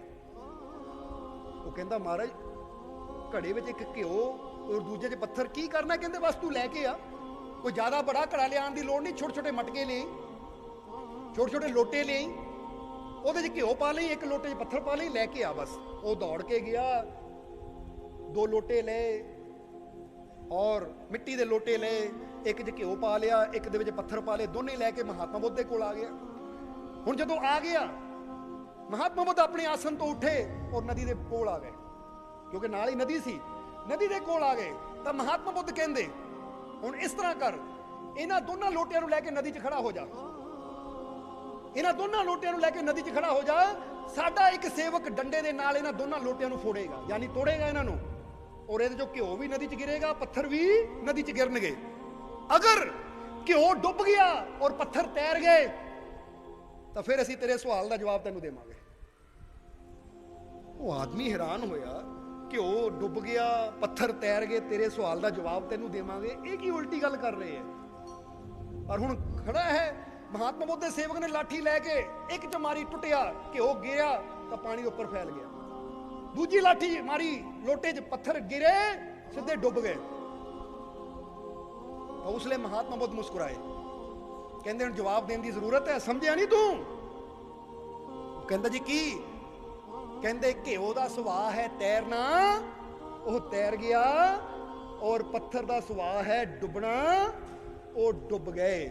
ਜਦ ਵੀ ਕੋਈ ਤੈਰਦਾ ਹੈ ਆਪਣੇ ਸੁਭਾਅ ਨਾਲ, ਜਦ ਵੀ ਕੋਈ ਡੁੱਬਦਾ ਹੈ ਆਪਣੇ ਸੁਭਾਅ ਨਾਲ। ਇਸੇ ਤਰ੍ਹਾਂ ਜਦ ਵੀ ਕੋਈ ਮੁਕਤ ਹੁੰਦਾ ਹੈ ਤਾਂ ਕੋਈ ਦੂਸਰਾ ਨਹੀਂ ਕਰ ਸਕਦਾ, ਆਪਣੇ ਸੁਭਾਅ ਨਾਲ ਹੀ ਬੰਦਾ ਮੁਕਤ ਵੀ ਹੁੰਦਾ ਹੈ, ਤਾਂ ਆਪਣਾ ਸੁਭਾਅ ਹੀ ਬੰਦੇ ਨੂੰ ਡੁਬੋ ਵੀ ਦਿੰਦਾ ਹੈ। ਇਸ ਲਈ ਇਹ ਨਾ ਸੋਚੋ ਤੁਹਾਡਾ ਬੁਰਾ ਸੁਭਾਅ ਹੈ, ਤੁਸੀਂ ਦਿੰਦੇ ਹੋ ਦੂਜਿਆਂ ਨੂੰ ਗਾਲੀਆਂ, ਤੁਸੀਂ ਕਰਦੇ ਹੋ ਦੂਜਿਆਂ ਨਾਲ ਨਫ਼ਰਤ ਵਿਦਾ ਕੇ, ਮੇਰਾ ਸੁਭਾਅ ਹੀ ਮਾੜਾ ਹੈ। ਤਾਂ ਤੁਸੀਂ ਸੋਚੋ ਮੇਰਾ ਸੁਭਾਅ ਮਾੜਾ ਹੈ ਤਾਂ ਮੇਰੇ ਬੱਚੇ ਮੈਨੂੰ ਮੁਕਤ ਕਰ ਦੇਣਗੇ। ਜੇ ਤੁਹਾਡਾ ਸੁਭਾਅ ਮਾੜਾ ਹੈ ਤਾਂ ਤੁਹਾਡੇ ਸੁਭਾਅ ਨੇ ਤੁਹਾਨੂੰ ਡੋਬ ਦੇਣਾ ਹੈ। ਤਾਂ ਜੇ ਤੁਹਾਡਾ ਸੁਭਾਅ ਚੰਗਾ ਹੈ ਤਾਂ ਫਿਰ ਬੱਚਿਆਂ ਨੂੰ ਤੁਹਾਡੇ ਮਰਨ ਤੋਂ ਬਾਅਦ ਕੋਈ ਕੁਛ ਕਰਨ ਦੀ ਲੋੜ ਨਹੀਂ। ਜਿਹਦਾ ਕਹਿਣ ਦਾ ਮਤਲਬ ਕੋਈ ਪੂਜਾ ਜਾਂ ਕੁਛ ਵੀ ਹੋਰ ਕਰਮਕਾਂਡ ਕਰਨ ਦੀ ਲੋੜ ਨਹੀਂ। ਜੇ ਤੁਸੀਂ ਚੰਗੇ ਹੋ ਤਾਂ ਤੁਹਾਡੇ ਸੁਭਾਅ ਨੇ ਤੁਹਾਨੂੰ ਤਾਰ ਦੇਣਾ ਹੈ, ਫਿਰ ਕੋਈ ਤੁਹਾਡੇ ਵਾਸਤੇ ਕੁਛ ਕਰੇ ਜਾਂ ਨਾ ਕਰੇ। ਸਮਝਦੇ ਹੋ ਇਸ ਪੁਆਇੰਟ ਨੂੰ? ਹੁਣ ਬੰਦਾ ਕਹੇ ਮੇਰਾ ਸੁਭਾਅ ਮਾੜਾ ਹੈ ਪਰ ਮੇਰੇ ਮਰਨ ਤੋਂ ਬਾਅਦ ਮੇਰੇ ਬੱਚੇ ਗੰਗਾ 'ਚ ਜਾ ਕੇ ਅਸਥੀਆਂ ਰੋੜ ਦੇਣਗੇ, ਮੈਨੂੰ ਮੁਕਤੀ ਮਿਲ ਜਾਏਗੀ। ਭਾਈ ਬੱਚੇ 100 ਵਾਰ ਗੰਗਾ 'ਚ ਰੋੜਨ, ਪੂਜਾ ਕਰਨ, ਉੱਥੇ ਜੋ ਮਰਜ਼ੀ ਤੇਰੀ ਖਾਤਰ ਕਰੀ ਜਾਣ, ਪਰ ਜੇ ਤੇਰਾ ਹੀ ਸੁਭਾਅ ਮਾੜਾ ਹੈ ਪੱਥਰ ਦੀ ਤਰ੍ਹਾਂ, ਤੂੰ ਤਾਂ ਡੁੱਬਿਆ ਹੈ, ਫਿਰ ਬੱਚਿਆਂ ਦੀ ਕਰਨੀ ਨਾਲ ਤੂੰ ਕਿੱਦਾਂ ਪਾਰ ਹੋ ਜਾਏਗਾ? ਹਾਂ, ਬੱਚਿਆਂ ਦੀ ਕਰਨੀ, ਬੱਚਿਆਂ ਦਾ ਸੁਭਾਅ ਬੱਚਿਆਂ ਨੂੰ ਪਾਰ ਵੀ ਲਗਾ ਸਕਦਾ, ਡੁਬੋ ਵੀ ਸਕਦਾ ਹੈ। ਇਸ ਲਈ ਜਦੋਂ ਮਰ ਗਿਆ ਬੰਦਾ ਤਾਂ ਫਿਰ ਦੂਜੇ ਦੇ ਕਰਨ ਨਾਲ ਕਿੱਦਾਂ ਮੁਕਤੀ ਮਿਲੇਗੀ? ਇਸ ਲਈ ਇੱਕ ਗੱਲ ਯਾਦ ਰੱਖੋ, ਤੁਹਾਡੀ ਮੁਕਤੀ ਤੁਹਾਡੇ ਹੱਥ 'ਚ ਹੈ। ਔਰ ਤੁਹਾਡਾ ਕਿਉਂ ਤੁਹਾਡੇ ਹੱਥ 'ਚ ਹੈ ਮੁਕਤੀ? ਕਿਉਂਕਿ ਤੁਹਾਡਾ ਸੁਭਾਅ ਤੁਹਾਡੇ ਹੱਥ 'ਚ ਹੈ। ਤੁਸੀਂ ਇਹਨੂੰ ਅੱਛਾ ਵੀ ਬਣਾ ਸਕਦੇ ਹੋ, ਇਹਨੂੰ ਬੁਰਾ ਵੀ ਬਣਾ ਸਕਦੇ ਹੋ। ਜੇ ਬੁਰਾ ਬਣਾ ਲਿਆ ਤਾਂ ਸਮਝ ਲਓ ਅਸੀਂ ਡੁੱਬਣ ਵਾਲੇ ਕੰਮ ਕਰ ਰਹੇ ਹਾਂ। ਤਾਂ ਫਿਰ ਚਾਹੇ ਬੱਚਿਆਂ ਨੂੰ ਮਰਨ ਤੋਂ ਬਾਅਦ ਕਹਿ ਦਿਓ ਮੇਰੇ ਵਾਸਤੇ ਆਹ ਕਰ ਦੇ ਉਹ ਕਰ ਦੇ, ਕੁਛ ਨਹੀਂ ਹੋਣਾ। ਕਿਉਂਕਿ ਪੱਥਰ ਦਾ ਸੁਭਾਅ ਡੁੱਬਣਾ ਆ, ਉਹਨਾਂ ਡੁੱਬਣਾ ਹੀ ਹੈ। ਚਾਹੇ ਪੱਥਰਾਂ ਤੇ ਜਿੰਨੇ ਮਰਜ਼ੀ ਮੰਤਰ ਮਾਰੀ ਜਾਓ, ਤਾਂ ਘੇ ਦਾ ਸੁਭਾਅ ਤੈਰਨਾ ਹੈ, ਚਾਹੇ ਉਹਨੂੰ ਜਿੰਨਾ ਮਰਜ਼ੀ ਗਾਲਾਂ ਕੱਢੀਏ ਡੁੱਬ ਡੁੱਬ ਡੁੱਬ, ਨਹੀਂ ਉਹਨਾਂ ਤੈਰਨਾ ਹੀ ਹੈ। ਕਿਉਂਕਿ ਸੁਭਾਅ ਤੋਂ ਉਲਟ ਕੁਛ ਨਹੀਂ ਹੋ ਸਕਦਾ। ਇਸ ਲਈ ਤੁਸੀਂ ਦੇਖੋ ਤੁਹਾਡਾ ਸੁਭਾਅ ਕਿੱਦਾਂ ਦਾ ਹੈ। ਤੁਸੀਂ ਪ੍ਰੇਮ ਪੂਰਨ ਹੋ, ਤੁਸੀਂ ਪ੍ਰੇਮ ਨਾਲ ਭਰੇ ਹੋਏ ਹੋ, ਸ਼ਰਧਾ ਨਾਲ ਭਰੇ ਹੋਏ ਹੋ, ਵਿਸ਼ਵਾਸ ਨਾਲ ਭਰੇ ਹੋ, ਆਪਣੇ ਮਾਲਿਕ ਨਾਲ ਜੁੜੇ ਹੋਏ ਹੋ, ਤੁਹਾਡਾ ਸੁਭਾਅ ਅੱਛਾ ਹੈ, ਤੁਸੀਂ ਤੈਰ ਜਾਓਗੇ। ਤੁਹਾਡਾ ਸੁਭਾਅ ਬੁਰਾ ਹੈ, ਤੁਸੀਂ ਡੁੱਬ ਜਾਓਗੇ। ਇਸ ਲਈ ਆਪਣੇ ਸੁਭਾਅ ਨੂੰ ਅੱਛਾ ਬਣਾਓ, ਫੇਰ ਹੀ ਅਸੀਂ ਭਵ ਸਾਗਰ ਤੋਂ ਪਾਰ ਲੱਗ ਸਕਦੇ ਹਾਂ, ਫੇਰ ਹੀ ਸਾਡੀ ਮੁਕਤੀ ਹੋ ਸਕਦੀ ਹੈ। ਸੋ ਉਮੀਦ ਹੈ ਕਿ ਇਸ ਸਾਖੀ ਤੋਂ ਸਵਾਲ ਦਾ ਜਵਾਬ ਮਿਲ ਗਿਆ ਹੋਵੇਗਾ। ਹੁਣ ਅਗਲਾ ਸਵਾਲ ਕਿ ਇਸ ਦੁਨੀਆ ਵਿੱਚੋਂ ਧਰਮਾਂ ਦੇ ਝਗੜੇ ਕਿੱਦਾਂ ਮਿਟ ਸਕਦੇ ਨੇ? ਇਹ ਸਵਾਲ ਕਹਿਣ ਨੂੰ ਤਾਂ ਬੜਾ ਛੋਟਾ ਹੈ ਪਰ ਗਹਿਰਾ ਬਹੁਤ ਹੈ। ਔਰ ਜੇ ਇਹਦਾ ਜਵਾਬ ਦਈਏ ਤਾਂ ਸ਼ਾਇਦ ਕਈਆਂ ਨੂੰ ਪਸੰਦ ਹੀ ਨਾ ਆਵੇ, ਕਈਆਂ ਨੂੰ ਪਸੰਦ ਹੀ ਨਾ ਆਵੇ, ਕਈ ਬੁਰਾ ਬੋਲਣਗੇ, ਕਈ ਬੁਰਾ ਸੋਚਣਗੇ। ਕਿਉਂਕਿ ਪਰ ਫਿਰ ਹੁਣ ਸਵਾਲ ਕੀਤਾ ਤਾਂ ਜਵਾਬ ਤਾਂ ਸਾਨੂੰ ਦੇਣਾ ਹੀ ਪੈਣਾ ਹੈ। ਇਸ ਲਈ ਜ਼ਿਆਦਾ ਲੰਬੀ ਚੌੜੀ ਗੱਲ ਨਹੀਂ ਕਰਾਂਗੇ ਕਿਉਂਕਿ ਸਮਾਂ ਪਹਿਲਾਂ ਹੀ ਕਾਫੀ ਹੋ ਗਿਆ ਹੈ। ਇਸ ਲਈ ਇੱਥੇ ਵੀ ਛੋਟੇ ਜਿਹੇ ਹਿੰਟ ਨਾਲ ਹੀ ਦੱਸਾਂਗੇ ਕਿ ਧਰਮਾਂ ਦੇ ਝਗੜੇ ਉਦੋਂ ਤੱਕ ਹੁੰਦੇ ਰਹਿਣਗੇ ਜਦੋਂ ਤੱਕ ਅਸੀਂ ਇੱਕ ਇੱਕ ਧਰਮ ਨੂੰ ਫੜ ਕੇ ਬੈਠੇ ਹੋਏ ਹਾਂ, ਜਦੋਂ ਤੱਕ ਸਾਡੀ ਨੀਅਤ ਸਰਵ ਧਰਮ ਨੂੰ ਅਪਣਾਉਣ ਦੀ ਨਹੀਂ ਹੋਏਗੀ। ਹੁਣ ਜਿੱਦਾਂ ਇੱਥੇ ਇੱਕ ਗੱਲ ਕਹਿਣੀ ਚਾਹਾਂਗੇ ਕਿ ਆਪਣਾ ਦੇਸ਼ ਹੈ ਭਾਰਤ ਦੇਸ਼, ਤੁਸੀਂ ਦੇਖੋਗੇ ਇੱਥੇ ਧਰਮਾਂ ਨੂੰ ਲੈ ਕੇ ਬੜੇ ਝਗੜੇ ਹੋ ਰਹੇ ਹਨ। ਪਰ ਚਾਈਨਾ ਨੂੰ ਦੇਖ ਲਓ, ਅੱਜ ਤੱਕ ਚਾਈਨਾ ਦੇ ਵਿੱਚ ਧਰਮ ਨੂੰ ਲੈ ਕੇ ਇੱਕ ਵੀ ਝਗੜਾ ਨਹੀਂ ਹੋਇਆ। ਚਾਈਨਾ ਵਿੱਚ ਧਰਮ ਨੂੰ ਲੈ ਕੇ ਇੱਕ ਵੀ ਝਗੜਾ ਨਹੀਂ ਹੋਇਆ। ਕਾਰਨ ਪਤਾ ਕੀ ਹੈ? ਜਰਾ ਸੋਚ ਕੇ ਦੇਖਣਾ, ਵਿਚਾਰ ਕਰਕੇ ਦੇਖਣਾ, ਕਾਰਨ ਕੀ ਹੈ? ਚਾਈਨਾ ਵਿੱਚ ਧਰਮ ਨੂੰ ਲੈ ਕੇ ਅੱਜ ਤੱਕ ਇੱਕ ਵੀ ਝਗੜਾ ਨਹੀਂ ਹੋਇਆ। ਕਾਰਨ ਕੀ ਹੈ? ਕਿਉਂਕਿ ਚਾਈਨਾ ਦੇ ਵਿੱਚ ਇੱਕ ਘਰ ਦੇ ਅੰਦਰ ਹਰ ਧਰਮ ਦੇ ਲੋਕ ਰਹਿੰਦੇ ਆ। ਜੇ ਪਤਨੀ ਮੁਸਲਮਾਨ ਹੈ ਤਾਂ ਪਤੀ ਬੌਧ ਹੈ, ਜੇ ਪਤੀ ਬੌਧ ਹੈ, ਪਤਨੀ ਮੁਸਲਮਾਨ ਹੈ ਤਾਂ ਬੱਚੇ ਲਾਓ ਤਸੇ ਨਾਲ ਜੁੜੇ ਹੋਏ ਹੈ। ਹੁਣ ਉੱਥੇ ਕੀ ਹੁੰਦਾ ਹੈ? ਉਹ ਜਿੰਨੇ ਪਰਿਵਾਰ ਦੇ ਮੈਂਬਰ ਹੈ ਉਹ ਹਰ ਧਰਮ ਨਾਲ ਜੁੜੇ ਹੋਏ ਹੈ। ਇਸ ਲਈ ਹੁਣ ਉਹ ਜਦੋਂ ਵੀ ਕਿਤੇ ਜਾਂਦੇ ਹੈ ਇਕੱਠੇ ਹੋ ਕੇ ਜਾਂਦੇ ਹੈ। ਹੁਣ ਜਰਾ ਸੋਚੋ, ਜੇ ਹੁਣ ਉੱਥੇ ਉਹਨਾਂ ਦੇ ਮੰਦਿਰ ਲੜਨਗੇ ਤਾਂ ਫਿਰ ਉਹ ਲੜਾਈ ਘਰ ਤੱਕ ਆ ਜਾਏਗੀ, ਔਰ ਘਰ 'ਚ ਲੜਾਈ ਪਾਣਾ ਕੋਈ ਪਸੰਦ ਨਹੀਂ ਕਰਦਾ। ਸਾਡੇ ਘਰਾਂ 'ਚ ਲੜਾਈ ਕਿਉਂ ਹੁੰਦੀ ਹੈ? ਕਿਉਂਕਿ ਇੱਥੇ ਹੁੰਦਾ ਹੈ ਜੇ ਹਿੰਦੂ ਹੈ ਤਾਂ ਹਿੰਦੂ ਪਰਿਵਾਰ 'ਚ ਹੀ ਵਿਆਹ ਕਰਨਾ ਹੈ, ਇਹ ਮੁਸਲਮਾਨ ਹੈ ਤਾਂ ਮੁਸਲਮਾਨ ਪਰਿਵਾਰ 'ਚ ਹੀ ਵਿਆਹ ਕਰਨਾ ਹੈ, ਇਹ ਇਸ ਜਾਤੀ ਦਾ ਤਾਂ ਇਸ ਜਾਤੀ 'ਚ ਹੀ ਵਿਆਹ ਕਰਨਾ ਹੈ। ਹੁਣ ਜਦੋਂ ਉਸੇ ਜਾਤੀ 'ਚ ਵਿਆਹ ਕਰਦੇ ਤਾਂ ਸਾਨੂੰ ਦੂਜੇ ਨਾਲ ਮਤਲਬ ਨਹੀਂ ਹੁੰਦਾ, ਫਿਰ ਉਹਨਾਂ ਲੜਨ ਤੋਂ ਸਿਵਾ ਹੋਰ ਕੋਈ ਕੰਮ ਨਹੀਂ ਹੈ। ਪਰ ਜਰਾ ਸੋਚੋ, ਜੇ ਹਿੰਦੂ ਦਾ ਵਿਆਹ ਮੁਸਲਮਾਨ ਨਾਲ ਹੋਵੇ, ਮੁਸਲਮਾਨ ਦਾ ਵਿਆਹ ਹਿੰਦੂ ਨਾਲ ਹੋਵੇ, ਤਾਂ ਫਿਰ ਹੁਣ ਉਸ ਘਰ ਦੇ ਵਿੱਚ ਹਿੰਦੂ ਵੀ ਹੈ ਮੁਸਲਮਾਨ ਵੀ ਹੈ। ਹੁਣ ਦੋਨਾਂ 'ਚ ਪਿਆਰ ਤਾਪੀ ਬਣ ਗਿਆ, ਝਗੜਨ ਨੂੰ ਜਗ੍ਹਾ ਰਹਿ ਨਹੀਂ ਗਈ। ਕਿਉਂਕਿ ਪਤਾ ਹੈ ਜੇ ਧਰਮ ਨੂੰ ਲੈ ਕੇ ਝਗੜੇ ਤਾਂ ਪਹਿਲਾਂ ਝਗੜਾ ਪਤੀ ਪਤਨੀ 'ਚ ਹੋ ਜਾਣਾ ਹੈ, ਔਰ ਪਤੀ ਪਤਨੀ ਝਗੜਾ ਹੋ ਗਿਆ ਤਾਂ ਮੇਰਾ ਘਰ ਟੁੱਟਣਾ ਹੈ। ਔਰ ਘਰ ਤੋੜਨਾ ਕੋਈ ਪਸੰਦ ਨਹੀਂ ਕਰਦਾ। ਉਹ ਕਹਿੰਦੇ ਦੇਸ਼ ਦਾ ਕੀ ਹੈ? ਦੇਸ਼ ਦੀ ਫਿਕਰ ਕੋਈ ਸਾਰੇ ਥੋੜੀ ਕਰਦੇ, ਕਿਉਂਕਿ ਦੇਸ਼ ਦੀ ਫਿਕਰ ਸਾਰੇ ਕਰਦੇ ਹੋਣ, ਨਾਰੇ ਤਾਂ ਬਹੁਤ ਲਾਉਂਦੇ ਐ ਦੇਸ਼ ਜਿੰਦਾਬਾਦ, ਪਰ ਫਿਕਰ ਕੌਣ ਕਰਦਾ ਹੈ?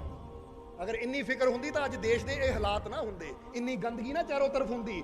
ਅਸੀਂ ਆਪਣੇ ਘਰ ਨੂੰ ਸਾਫ਼ ਰੱਖਣਾ ਚਾਹੁੰਦੇ ਹਾਂ ਤਾਂ ਆਪਣੇ ਦੇਸ਼ ਨੂੰ ਜਿੱਥੇ ਦਿਲ ਕਰਦਾ ਕੂੜਾ ਕਰਕਟ ਫੈਲਾ ਦਿੰਦੇ ਆ, ਗੰਦਗੀ ਫੈਲਾ ਦਿੰਦੇ ਆ। ਇੱਥੇ ਤੱਕ ਕਿ ਸਰਕਾਰਾਂ ਨੂੰ ਲਿਖਣਾ ਪੈਂਦਾ ਤੇ ਥੁੱਕਣਾ ਮਨਾ ਹੈ, ਔਰ ਬੰਦੇ ਨੇ ਥੁੱਕਣਾ ਵੀ ਉੱਥੇ ਹੀ ਆ। ਕਦੀ ਘਰ 'ਚ ਥੁੱਕਿਆ ਕਿਸੇ ਨੇ? ਆਪਣੇ ਘਰ ਦੇ ਡਰਾਇੰਗ ਰੂਮ 'ਚ ਬੈਠਾ ਕੇ ਥੁੱਕਿਆ? ਨਹੀਂ। ਉੱਥੇ ਪਤਾ ਜੇ ਅੰਦਰ ਕੋਈ ਥੁੱਕ ਵੀ ਆ, ਨਿਕਲ ਜਾਓ ਭਾਈ, ਘਰ ਨੂੰ ਥੋੜੀ ਗੰਦਾ ਕਰਨਾ ਹੈ। ਤਾਂ ਦੇਸ਼ ਚਾਹੇ ਗੰਦਾ ਹੋ ਹੀ ਜਾਵੇ। ਇਸ ਲਈ ਇਹ ਗੱਲ ਹੈਗੀ ਤਾਂ ਕੌੜੀ, ਪਰ ਅਗਰ ਥੋੜਾ ਵਿਚਾਰ ਕਰੋ ਤਾਂ ਤੁਹਾਨੂੰ ਇਹਦੇ ਅੰਦਰਲੀ ਛੁਪੀ ਹੋਈ ਸੱਚਾਈ ਨਜ਼ਰ ਆਏਗੀ। ਜ਼ਰਾ ਸੋਚੋ ਹੁਣ, ਕਿਉਂਕਿ ਜੇ ਇੱਕ ਇਸ ਧਰਮ ਦਾ ਵਿਆਹ ਉਸ ਧਰਮ ਦੇ ਇਨਸਾਨ ਨਾਲ ਹੁੰਦਾ ਹੈ ਤਾਂ ਹੁਣ ਦੋਨੇ ਜੇ ਜੁੜਦੇ ਆ ਤਾਂ ਦੋਨਾਂ ਨੂੰ ਪ੍ਰੇਮ ਨਾਲ ਰਹਿਣਾ ਪਏਗਾ। ਤਾਂ ਜੇ ਘਰ 'ਚੋਂ ਪ੍ਰੇਮ ਨਾਲ ਰਹਿੰਦੇ ਆ ਤਾਂ ਬਾਹਰ ਝਗੜਾ ਹੋਣ ਦਾ ਸਵਾਲ ਹੀ ਪੈਦਾ ਨਹੀਂ ਹੋ ਸਕਦਾ। ਇਸ ਲਈ ਪੁੱਛਿਆ ਕਿ ਧਰਮਾਂ ਦੇ ਝਗੜੇ ਕਿੱਦਾਂ ਮਿਟ ਸਕਦੇ ਆ, ਤਾਂ ਅਸੀਂ ਕਹਿੰਦੇ ਇੱਕੋ ਹੀ ਤਰੀਕੇ ਨਾਲ ਮਿਟ ਸਕਦੇ ਆ। ਇਹ ਬਜ਼ੁਰਗਾਂ ਦੇ ਹੱਥ 'ਚ ਨਹੀਂ ਹੈ, ਇਹ ਆਉਣ ਵਾਲੀ ਪੀੜ੍ਹੀ ਦੇ ਹੱਥ ਵਿੱਚ ਹੈ ਕਿ ਆਉਣ ਵਾਲੀ ਪੀੜ੍ਹੀ ਇਹ ਪ੍ਰਣ ਕਰ ਲਵੇ ਕਿ ਮੈਂ ਆਪਣਾ ਰਿਸ਼ਤਾ ਕਿਸੇ ਦੂਜੀ ਬਰਾਦਰੀ 'ਚ ਕਰਨਾ ਹੈ। ਮੈਂ ਵਿਆਹ ਕਰਾਉਣਾ ਤਾਂ ਆਪਣੇ ਧਰਮ 'ਚ ਨਹੀਂ ਕਰਨਾ। ਜੇ ਹਿੰਦੂ ਹੋਵੇ ਮੈਂ ਹਿੰਦੂ, ਮੈਂ ਵਿਆਹ ਹੁਣ ਮੁਸਲਮਾਨਾਂ ਦੇ ਵਿੱਚ ਕਰਨਾ ਹੈ, ਮੈਂ ਵਿਆਹ ਜੈਨਾਂ 'ਚ ਕਰਨਾ ਹੈ, ਮੈਂ ਵਿਆਹ ਬੋਧਾਂ 'ਚ ਕਰਨਾ ਹੈ। ਜਦੋਂ ਇਹ ਧਰਮ ਇਕੱਠੇ ਹੋਣਗੇ, ਇਹ ਇਨਸਾਨ ਇਕੱਠੇ ਹੋਣਗੇ ਤਾਂ ਧਰਮ ਵੀ ਆਪੇ ਹੀ ਇਕੱਠੇ ਹੋ ਜਾਣਗੇ। ਜਦ ਤੱਕ ਇਨਸਾਨ ਹੀ ਟੁੱਟੇ ਰਹਿਣਗੇ ਤਾਂ ਧਰਮਾਂ ਦੇ ਜੁੜਨ ਦਾ ਸਵਾਲ ਕਦੀ ਹੋ ਹੀ ਨਹੀਂ ਸਕਦਾ। ਇਸ ਲਈ ਕਿਹਾ ਗੱਲ ਕੌੜੀ ਜ਼ਰੂਰ ਲੱਗੇਗੀ, ਪਰ ਜੇ ਤੁਸੀਂ ਥੋੜਾ ਜਿਹਾ ਵਿਚਾਰ ਕਰੋ ਤਾਂ ਸੱਚਾਈ ਵੀ ਇਹਦੇ 'ਚ ਹੈ। ਜ਼ਰਾ ਸੋਚ ਕੇ ਦੇਖੋ, ਜ਼ਰਾ ਆਪ ਹੀ ਸੋਚੋ ਕਿ ਜੇ ਤੁਹਾਡੀ ਪਤਨੀ ਕਿਸੇ ਹੋਰ ਧਰਮ ਦੀ ਹੋਵੇ ਤਾਂ ਜਿਸ ਧਰਮ ਦੀ ਤੁਹਾਡੀ ਪਤਨੀ ਹੋਏਗੀ, ਜਿਸ ਧਰਮ ਦਾ ਤੁਹਾਡਾ ਪਤੀ ਹੋਗਾ, ਧਰਮ ਨੂੰ ਤੁਸੀਂ ਬੁਰਾ ਬੋਲ ਸਕਦੇ ਨਹੀਂ, ਉਹਦੇ ਨਾਲ ਲੜ ਸਕਦੇ ਹੀ ਨਹੀਂ, ਕਿਉਂਕਿ ਤੁਹਾਨੂੰ ਪਤਾ ਮੇਰੀ ਪਤਨੀ ਉਹਨੂੰ ਮੰਨਦੀ ਹੈ ਭਾਈ, ਜੇ ਉਹਨੂੰ ਬੁਰਾ ਬੋਲੂਗਾ ਤਾਂ ਲੜਾਈ ਮੇਰੇ ਘਰ 'ਚ ਹੋਣੀ ਹੈ। ਹੁਣ ਇੱਥੇ ਕੀ ਹੁੰਦਾ ਹੈ ਕਿ ਮੈਂ ਹਿੰਦੂ ਹਾਂ, ਮੈਂ ਹਿੰਦੂ ਘਰ 'ਚ ਸ਼ਾਦੀ ਕਰਨੀ, ਹੁਣ ਮੁਸਲਮਾਨਾਂ ਨੂੰ ਬੁਰਾ ਬੋਲੋ ਕਿਉਂਕਿ ਸਾਨੂੰ ਉਹਦੇ ਨਾਲ ਕੋਈ ਲਿੰਕ ਹੀ ਹੈ ਨਹੀਂ। ਹੋ ਸਕਦਾ ਤੁਹਾਨੂੰ ਗੱਲ ਬੁਰੀ ਲੱਗੀ ਹੋਵੇ, ਤੁਹਾਨੂੰ ਤਾਂ ਨਹੀਂ ਲੱਗਣੀ ਕਿਉਂਕਿ ਤੁਸੀਂ ਤਾਂ ਸਾਡੇ ਨਾਲ ਪ੍ਰੇਮ ਕਰਨ ਵਾਲੇ ਹੋ, ਪਰ ਹੋ ਸਕਦਾ ਕਿਸੇ ਨੂੰ ਗੱਲ ਬੁਰੀ ਲੱਗੀ ਹੋਵੇ। ਇਹ ਕੀ ਗੱਲ, ਹਿੰਦੂਆਂ ਦੀ ਸ਼ਾਦੀ ਮੁਸਲਮਾਨਾਂ ਦੇ ਘਰ 'ਚ? ਨਹੀਂ ਤਾਂ ਇੱਥੇ ਤੱਕ ਕਿਹਾ ਜਾਂਦਾ ਹਿੰਦੂ ਮੁਸਲਮਾਨਾਂ ਦੇ ਘਰ 'ਚ ਵਿਆਹ ਨਾ ਕਰਨ ਜਾਣ ਤੱਕ ਨਾ ਉਹਨਾਂ ਦੇ ਘਰ 'ਚ। ਇਹ ਕਹਿੰਦੇ ਇੱਦਾਂ ਹੀ ਵੰਡ ਕੇ ਰੱਖਿਆ ਗਿਆ ਤਾਂ ਝਗੜੇ ਕਦੀ ਨਹੀਂ ਮੁੱਕਣਗੇ। ਜੇ ਨੌਜਵਾਨ ਸੋਚ ਲਵੇ ਕਿ ਜਾਤਾਂ ਦੇ ਝਗੜੇ, ਹੁਣ ਇੱਥੇ ਨਾਮ ਨਹੀਂ ਲੈਣਾ ਚਾਹਾਂਗੇ, ਨਹੀਂ ਤਾਂ ਬੜੇ ਹੁੰਦੇ ਆ, ਜੱਟ, ਇਤਮਾਰ, ਇਹ ਤਰਖਾਨ, ਕੁਮਾਰ, ਬੜੇ ਝਗੜੇ ਚੱਲਦੇ ਆ। ਅਗਰ ਇਹ ਕਰ ਹੀ ਲਿਆ ਜਾਵੇ ਕਿ ਇਸ ਜਾਤੀ ਨੇ ਉਸ ਜਾਤੀ 'ਚ ਵਿਆਹ ਕਰਨਾ ਹੈ, ਉਹ ਜਾਤਾਂ ਨੇੜੇ ਆ ਜਾਣਗੀਆਂ, ਕਿਉਂਕਿ ਜਿੱਥੇ ਪਤੀ ਪਤਨੀ ਨੇੜੇ ਆਣਗੇ, ਰਿਸ਼ਤੇ ਬਣਨਗੇ, ਉੱਥੇ ਝਗੜੇ ਖਤਮ ਹੋਣਗੇ। ਇਸ ਲਈ ਝਗੜੇ ਮਿਟ ਸਕਦੇ ਅਗਰ ਆਉਣ ਵਾਲੀ ਨੌਜਵਾਨ ਪੀੜ੍ਹੀ ਇਹ ਸੋਚ ਲਵੇ ਕਿ ਮੈਂ ਆਪਣੇ ਧਰਮ 'ਚ ਵਿਆਹ ਕਰਨਾ ਹੀ ਨਹੀਂ, ਕਰਨਾ ਹੀ ਦੂਜੇ ਧਰਮ 'ਚ ਵਿਆਹ ਹੈ, ਕਿਉਂਕਿ ਦੂਜੇ ਧਰਮ ਦਾ ਪਰਿਵਾਰ ਮੇਰੇ ਘਰ 'ਚ ਆਏਗਾ ਤਾਂ ਉਹ ਧਰਮ ਨਾਲ ਮੇਰਾ ਪਿਆਰ ਹੋਏਗਾ। ਹੁਣ ਜੇ ਪਤਨੀ ਉਧਰ ਜਾ ਰਹੀ, ਮੈਂ ਵੀ ਉਹਦੇ ਨਾਲ ਗਿਆ, ਉਹ ਇੱਧਰ ਆ ਰਹੀ, ਉਹ ਮੇਰੇ ਨਾਲ ਚੱਲੇ, ਤਾਂ ਝਗੜਾ ਹੀ ਖਤਮ ਹੋ ਗਿਆ। ਇਸ ਲਈ ਤਾਂ ਇੱਕ ਗੱਲ ਹਮੇਸ਼ਾ ਐਸੀ ਕਹੀਦੀ ਹੈ ਕਿ ਕੋਈ ਕਹੀਂ ਮੰਦਰ ਬਣਾ ਬੈਠੇ, ਕहीं मस्जिद बना बैठे, कहीं मंदिर बना बैठे, कहीं मस्जिद बना बैठे, अरे हमसे अच्छे तो ये परिंदे हैं, कभी मंदिर पे जा बैठे, कभी मस्जिद पे जा बैठे। ਸਾਡੇ ਨਾਲੋਂ ਚੰਗੇ ਤਾਂ ਪੰਛੀ ਹੈ। ਬੰਦਾ ਬੈਠਣ ਤੋਂ ਪਹਿਲਾਂ ਕਹਿੰਦਾ ਕਿ ਮੈਂ ਮੰਦਰ ਜਾਣ ਵਾਲਾ, ਮੰਦਰ 'ਚ ਹੀ ਬੈਠਣਾ, ਮਸਜਿਦ ਵੱਲ ਨਹੀਂ ਜਾਣਾ। ਤਾਂ ਮਸਜਿਦ ਜਾਣ ਵਾਲਾ ਕਹੇਗਾ ਮੈਂ ਮਸਜਿਦ 'ਚ ਹੀ ਬੈਠਣਾ, ਮੰਦਰ ਨਹੀਂ ਜਾਣਾ। ਫਿਰ ਝਗੜੇ ਕਿੱਦਾਂ ਮਿਟਣਗੇ? ਇੰਨਾ ਚੰਗੇ ਤਾਂ ਫਿਰ ਪੰਛੀ ਹੈ ਜਿਹੜੇ ਕਮ ਸੇ ਕਮ ਜਦੋਂ ਦਿਲ ਕਰਦਾ ਕਦੀ ਮੰਦਰ ਦੇ ਗੁੰਬਦ ਤੇ ਬਹਿ ਗਏ, ਕਦੀ ਮਸਜਿਦ ਦੇ ਗੁੰਬਦ ਤੇ ਬਹਿ ਗਏ। ਇਸ ਲਈ ਉਹਨਾਂ ਅੰਦਰ ਕੋਈ ਝਗੜਾ ਹੀ ਹੈ। ਜਦੋਂ ਸਾਡੀ ਸੋਚ ਵੀ ਉੱਥੇ ਹੋਏਗੀ ਨਾ ਤਾਂ ਫਿਰ ਇਹ ਝਗੜੇ ਖਤਮ ਹੋ ਸਕਦੇ ਆ। ਫਿਰ ਧਰਮਾਂ ਦੀ ਜਾਤ ਪਾਤ ਦੇ ਜਿਹੜੇ ਕਿੱਸੇ ਐ ਇਹ ਖਤਮ ਹੋ ਸਕਦੇ ਆ। ਫਿਰ ਹੀ ਸਾਡੇ ਜੀਵਨ 'ਚ ਆਨੰਦ ਆ ਸਕਦਾ ਹੈ। ਪਰ ਨਹੀਂ, ਕੁਝ ਲੋਕ ਆਪਣੀ ਮੈਂ ਨੂੰ, ਆਪਣੇ ਹੰਕਾਰ ਨੂੰ ਇੰਨਾ ਬੜਾ ਰੱਖਦੇ ਐ ਕਿ ਉਹਦੇ ਸਾਹਮਣੇ ਉਹਨਾਂ ਨੂੰ ਇਨਸਾਨੀਅਤ ਦੀ ਕੋਈ, ਸਮਾਜ ਦੀ ਕੋਈ ਫਿਕਰ ਹੀ ਹੈ ਨਹੀਂ। ਇਸ ਲਈ ਨਹੀਂ, ਮੇਰੀ ਜਾਤ ਦਾ ਬੰਦਾ ਬਾਹਰ ਕਿੱਦਾਂ ਜਾਵੇ, ਮੇਰੇ ਧਰਮ ਦਾ ਬਾਹਰ ਕਿੱਦਾਂ ਜਾਵੇ। ਮੈਂ ਹੁਣ ਐਸਾ ਮੈਂ ਕਹਿਣ ਵਾਲਾ ਹੀ ਕਹਿੰਦਾ ਕਿ ਮੈਂ ਗੁਰੂ ਦਾ, ਰੱਬ ਦਾ ਪਿਆਰਾ। ਉਹ ਜਿਹੜਾ ਮੈਂ ਵਿੱਚ ਫਸਿਆ ਉਹ ਰੱਬ ਦਾ ਪਿਆਰਾ ਕਿੱਥੋਂ? ਕਿਉਂਕਿ ਰੱਬ ਦਾ ਪਿਆਰਾ ਮੈਂ ਨੂੰ ਮਿਟਾ ਕੇ ਹੁੰਦਾ ਹੈ, ਮੈਂ ਅਪਣਾ ਕੇ ਨਹੀਂ ਹੁੰਦਾ। ਇਸ ਲਈ ਅੱਜ ਸਾਨੂੰ ਚਾਹੀਦਾ ਜੇ ਸਮਾਜ ਦੀ ਖਾਤਰ ਕੁਝ ਕਰਨਾ ਹੈ ਤਾਂ ਸਭ ਤੋਂ ਪਹਿਲਾਂ ਆਪਣੇ ਹੰਕਾਰ ਨੂੰ ਮਿਟਾਈਏ, ਆਪਣੀ ਮੈਂ ਨੂੰ ਮਿਟਾਈਏ, ਫਿਰ ਹੀ ਅਸੀਂ ਸਮਾਜ ਨੂੰ ਇੱਕ ਕਰ ਸਕਦੇ ਹਾਂ। ਫਿਰ ਹੀ ਇਹ ਜਾਤਾਂ ਪਾਤਾਂ ਦੇ ਚੱਕਰ ਖਤਮ ਹੋ ਸਕਦੇ ਆ। ਹੁਣ ਗੱਲ ਸਹੀ ਲੱਗੀ ਜਾਂ ਨਹੀਂ, ਜਾਂ ਕੁਝ ਗਲਤ ਕਹਿ ਦਿੱਤਾ? ਨਹੀਂ, ਜੇ ਸਹੀ ਲੱਗੀ ਇੱਥੋਂ ਸੁਣੋ, ਇੱਥੋਂ ਸਮਝੋ। ਇਹੀ ਕਹਿੰਦੇ ਸਿਰਫ ਸਾਡੀ ਗੱਲ ਸੁਣ ਕੇ ਮੰਨ ਨਾ ਲਓ, ਵਿਚਾਰ ਕਰੋ। ਜੇ ਗੱਲ ਸਹੀ ਲੱਗੇ ਤਾਂ ਮੰਨੋ, ਜੇ ਗੱਲ ਸਹੀ ਨਹੀਂ ਲੱਗੇ ਤਾਂ ਭੁੱਲੋ, ਛੱਡ ਦਿਓ।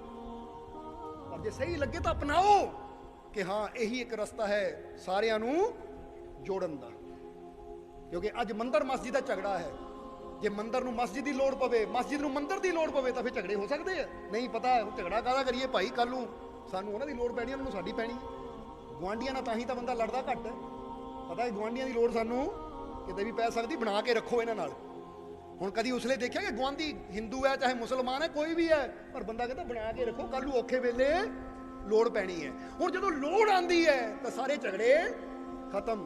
ਤਾਂ ਜਦੋਂ ਬੰਦਾ ਕਹਿੰਦਾ ਲੈ ਮੇਰੇ ਘਰ 'ਚ ਸਭ ਕੁਝ ਹੈ, ਮੈਨੂੰ ਉਹਨਾਂ ਦੀ ਕੀ ਲੋੜ ਹੈ, ਉਹ ਮਰਨ ਉਹ ਜੀਣ, ਤਾਂ ਫਿਰ ਝਗੜੇ ਸ਼ੁਰੂ ਹੋ ਜਾਂਦੇ ਆ। ਇਸ ਲਈ ਇੱਥੇ ਸਰਕਾਰ ਕੁਝ ਐਸਾ ਕਰੇ ਕਿ ਸਾਰੇ ਇੱਕ ਦੂਜੇ ਤੇ ਨਿਰਭਰ ਹੋ ਜਾਣ, ਤਾਂ ਫਿਰ ਹੀ ਇਹ ਝਗੜੇ ਮਿਟ ਸਕਦੇ ਹੈ, ਫਿਰ ਹੀ ਸਾਰੇ ਅੰਦਰ ਏਕਤਾ ਪੈਦਾ ਹੋ ਸਕਦੀ ਹੈ। ਕਿਉਂਕਿ ਇੱਕ ਦੂਜੇ ਤੇ ਨਿਰਭਰ ਰਹਿਣ ਵਾਲਾ ਜਿੱਤੇ ਨਿਰਭਰ ਹੈ ਉਹਦੇ ਨਾਲ ਨਫ਼ਰਤ ਨਹੀਂ ਕਰ ਸਕਦਾ, ਉੱਥੇ ਪਿਆਰ ਹੀ ਹੋਏਗਾ। ਔਰ ਅਸੀਂ ਉਮੀਦ ਕਰਾਂਗੇ ਕਿ ਤੁਹਾਡੇ ਅੰਦਰ ਵੀ ਪ੍ਰੇਮ ਪੈਦਾ ਹੋਵੇ, ਤੁਹਾਡੇ ਅੰਦਰ ਵੀ ਮੁਹੱਬਤ ਪੈਦਾ ਹੋਵੇ, ਤੁਹਾਡੇ ਅੰਦਰ ਇਹ ਜਾਤ ਪਾਤ ਨੂੰ ਲੈ ਕੇ ਊਂਚ ਨੀਚ ਨੂੰ ਲੈ ਕੇ ਕੋਈ ਭੇਦਭਾਵ ਨਾ ਹੋਵੇ। ਤੁਸੀਂ ਸਹੀ ਮਾਇਨੇ 'ਚ ਇਹ ਸਮਝ ਸਕੋ ਕਿ ਸਭ ਘਟ ਤੇਰਾ ਨੂਰ ਵਿਰਾਜੇ, ਕਿ ਸਭ ਦੇ ਅੰਦਰ ਹੀ ਤਾਂ ਨੂਰ ਵਿਰਾਜ ਰਿਹਾ। ਫਿਰ ਉੱਚਾ ਕੌਣ ਤਾਂ ਨੀਵਾਂ ਕੌਣ, ਫਿਰ ਹਿੰਦੂ ਕੌਣ ਤਾਂ ਮੁਸਲਮਾਨ ਕੌਣ, ਫਿਰ ਜਾਤ ਕੀ ਤਾਂ ਧਰਮ ਕੀ, ਜਦ ਹੈ ਹੀ ਉਹਦਾ ਨੂਰ ਸਭ ਦੇ ਅੰਦਰ, ਤਾਂ ਸਾਡੇ ਵਾਸਤੇ ਸਾਰੇ ਉਹਦੇ ਹੀ ਬੱਚੇ ਹੈ। ਔਰ ਜਦੋਂ ਸਾਰੇ ਉਹਦੇ ਹੈ ਤਾਂ ਫਰਕ ਕੀ ਫਿਰ। ਇਸ ਲਈ ਆਓ ਅਸੀਂ ਉਹ ਨੂਰ ਨੂੰ ਪਹਿਚਾਣੀਏ, ਸਭ ਦੇ ਅੰਦਰ ਵਸਣ ਵਾਲੇ ਉਸ ਮਾਲਿਕ ਨੂੰ ਪਹਿਚਾਣੀਏ, ਤਾਂ ਸਾਡੇ ਜੀਵਨ ਦੇ ਝਗੜੇ ਵੀ ਫਿਰ ਖਤਮ ਹੋ ਸਕਦੇ ਹੈ। ਇਸ ਲਈ ਕੋਈ ਗੱਲ ਹੁਣ ਜਾਂਦੇ ਜਾਂਦੇ ਕਹਾਂਗੇ ਸਤਸੰਗ ਦੀ ਸਮਾਪਤੀ ਤੋਂ ਪਹਿਲਾਂ ਕਿ ਅਨਮੋਲ ਜਨਮ ਕੋ ਪਾਕਰ ਮਤ ਕਰ ਤੂੰ ਬਰਬਾਦ, ਸਤ ਸੰਗਤ ਮੇ ਬੈਠ ਕਰ ਰਾਮ ਨਾਮ ਕਰ ਯਾਦ। ਕਿ ਜੇ ਅਨਮੋਲ ਜੀਵਨ ਮਿਲਿਆ ਨਾ, ਇਹਨੂੰ ਨਫ਼ਰਤ ਦੇ ਵਿੱਚ ਬਰਬਾਦ ਨਾ ਕਰੋ, ਇਹਨੂੰ ਨਸ਼ਿਆਂ ਵਿੱਚ ਬਰਬਾਦ ਨਾ ਕਰੋ, ਲੜਾਈਆਂ ਝਗੜਿਆਂ 'ਚ ਇਹਨੂੰ ਬਰਬਾਦ ਨਾ ਕਰੋ, ਜਾਤਾਂ ਧਰਮਾਂ ਦੇ ਨਾਂ ਤੇ ਇਹਨੂੰ ਬਰਬਾਦ ਨਾ ਕਰੋ। ਜੇ ਅਨਮੋਲ ਜੀਵਨ ਮਿਲਿਆ ਹੈ ਤੇ ਅਨਮੋਲ ਜੀਵਨ ਨੂੰ ਪ੍ਰੇਮ ਦੇ ਨਾਲ ਰਲ ਮਿਲ ਕੇ ਪਿਆਰ ਦੇ ਨਾਲ, ਪਿਆਰ ਦੀ ਮਿਠਾਸ ਨਾਲ ਭਰਪੂਰ ਕਰ ਦਿਓ। ਕਿਉਂਕਿ ਜਿੱਥੇ ਪ੍ਰੇਮ ਹੈ, ਜਿਨ ਪ੍ਰੇਮ ਕੀਓ ਤਿਨ ਹੀ ਪ੍ਰਭੂ ਪਾਇਓ, ਉੱਥੇ ਹੀ ਪ੍ਰਮਾਤਮਾ ਹੈ, ਉੱਥੇ ਹੀ ਉਹਦਾ ਸਾਥ ਹੈ। ਇਸ ਲਈ ਅਨਮੋਲ ਜਨਮ ਕੋ ਪਾਕਰ ਮਤ ਕਰ ਤੂੰ ਬਰਬਾਦ, ਸਤ ਸੰਗਤ ਮੇ ਬੈਠ ਕਰ ਰਾਮ ਨਾਮ ਕਰ ਯਾਦ। ਸੰਤਾਂ ਦੀ ਸੰਗਤ 'ਚ ਬੈਠੋ, ਸਤ ਸੰਗ ਵਿੱਚ ਬੈਠੋ ਔਰ ਪ੍ਰਭੂ ਦੇ ਨਾਮ ਨੂੰ ਯਾਦ ਕਰੋ, ਪ੍ਰਭੂ ਨੂੰ ਯਾਦ ਕਰੋ। ਕਿਉਂਕਿ ਉਹਦੀ ਯਾਦ ਨਾਲ ਜਦੋਂ ਸੁਰਤੀ ਜੁੜ ਗਈ ਤਾਂ ਫਿਰ ਸਾਡਾ ਜੀਵਨ ਆਬਾਦ ਹੋ ਜਾਏਗਾ, ਫਿਰ ਸਾਡੇ ਜੀਵਨ 'ਚ ਕੋਈ ਕਮੀ ਨਹੀਂ ਰਹੇਗੀ। ਇਸ ਲਈ ਆਓ ਆਪਣੀ ਸੁਰਤੀ ਨੂੰ ਆਪਣੇ ਮਾਲਿਕ ਨਾਲ ਜੋੜੀਏ ਔਰ ਆਪਣੇ ਅੰਦਰ ਵਿਸ਼ਵਾਸ ਪੈਦਾ ਕਰੀਏ। ਔਰ ਜਿਸ ਤਰ੍ਹਾਂ ਦੱਸਿਆ, ਜੇ ਉਹ ਪ੍ਰਕਾਸ਼ ਤੱਕ ਪਹੁੰਚਣਾ ਹੈ ਤਾਂ ਸਤਿਗੁਰ ਮੇਂ ਆਵੇ ਨਜ਼ਰ ਉਸ ਸਾਹਿਬ ਕਾ ਨੂਰ। ਫਿਰ ਸਤਿਗੁਰ ਨਾਲ ਜੁੜ ਕੇ ਹੀ ਅਸੀਂ ਉਸ ਪ੍ਰਕਾਸ਼ ਤੱਕ ਪਹੁੰਚ ਸਕਦੇ ਹਾਂ, ਉਸ ਆਨੰਦ ਤੱਕ ਪਹੁੰਚ ਸਕਦੇ ਹਾਂ ਔਰ ਆਪਣਾ ਜੀਵਨ, ਆਪਣਾ ਜਨਮ ਸਫਲ ਬਣਾ ਸਕਦੇ ਹਾਂ। ਔਰ ਹੁਣ ਇਹਨਾਂ ਵਚਨਾਂ ਨਾਲ ਹੀ ਅਸੀਂ ਅੱਜ ਦੇ ਸਤਸੰਗ ਦੀ ਸਮਾਪਤੀ ਕਰਾਂਗੇ। ਸੋਹਣਾ ਸੋਹਣਾ ਮੇਰਾ ਮੁਰਸ਼ਿਦ ਸੋਹਣਾ, ਸੋਹਣਾ ਸੋਹਣਾ ਮੇਰਾ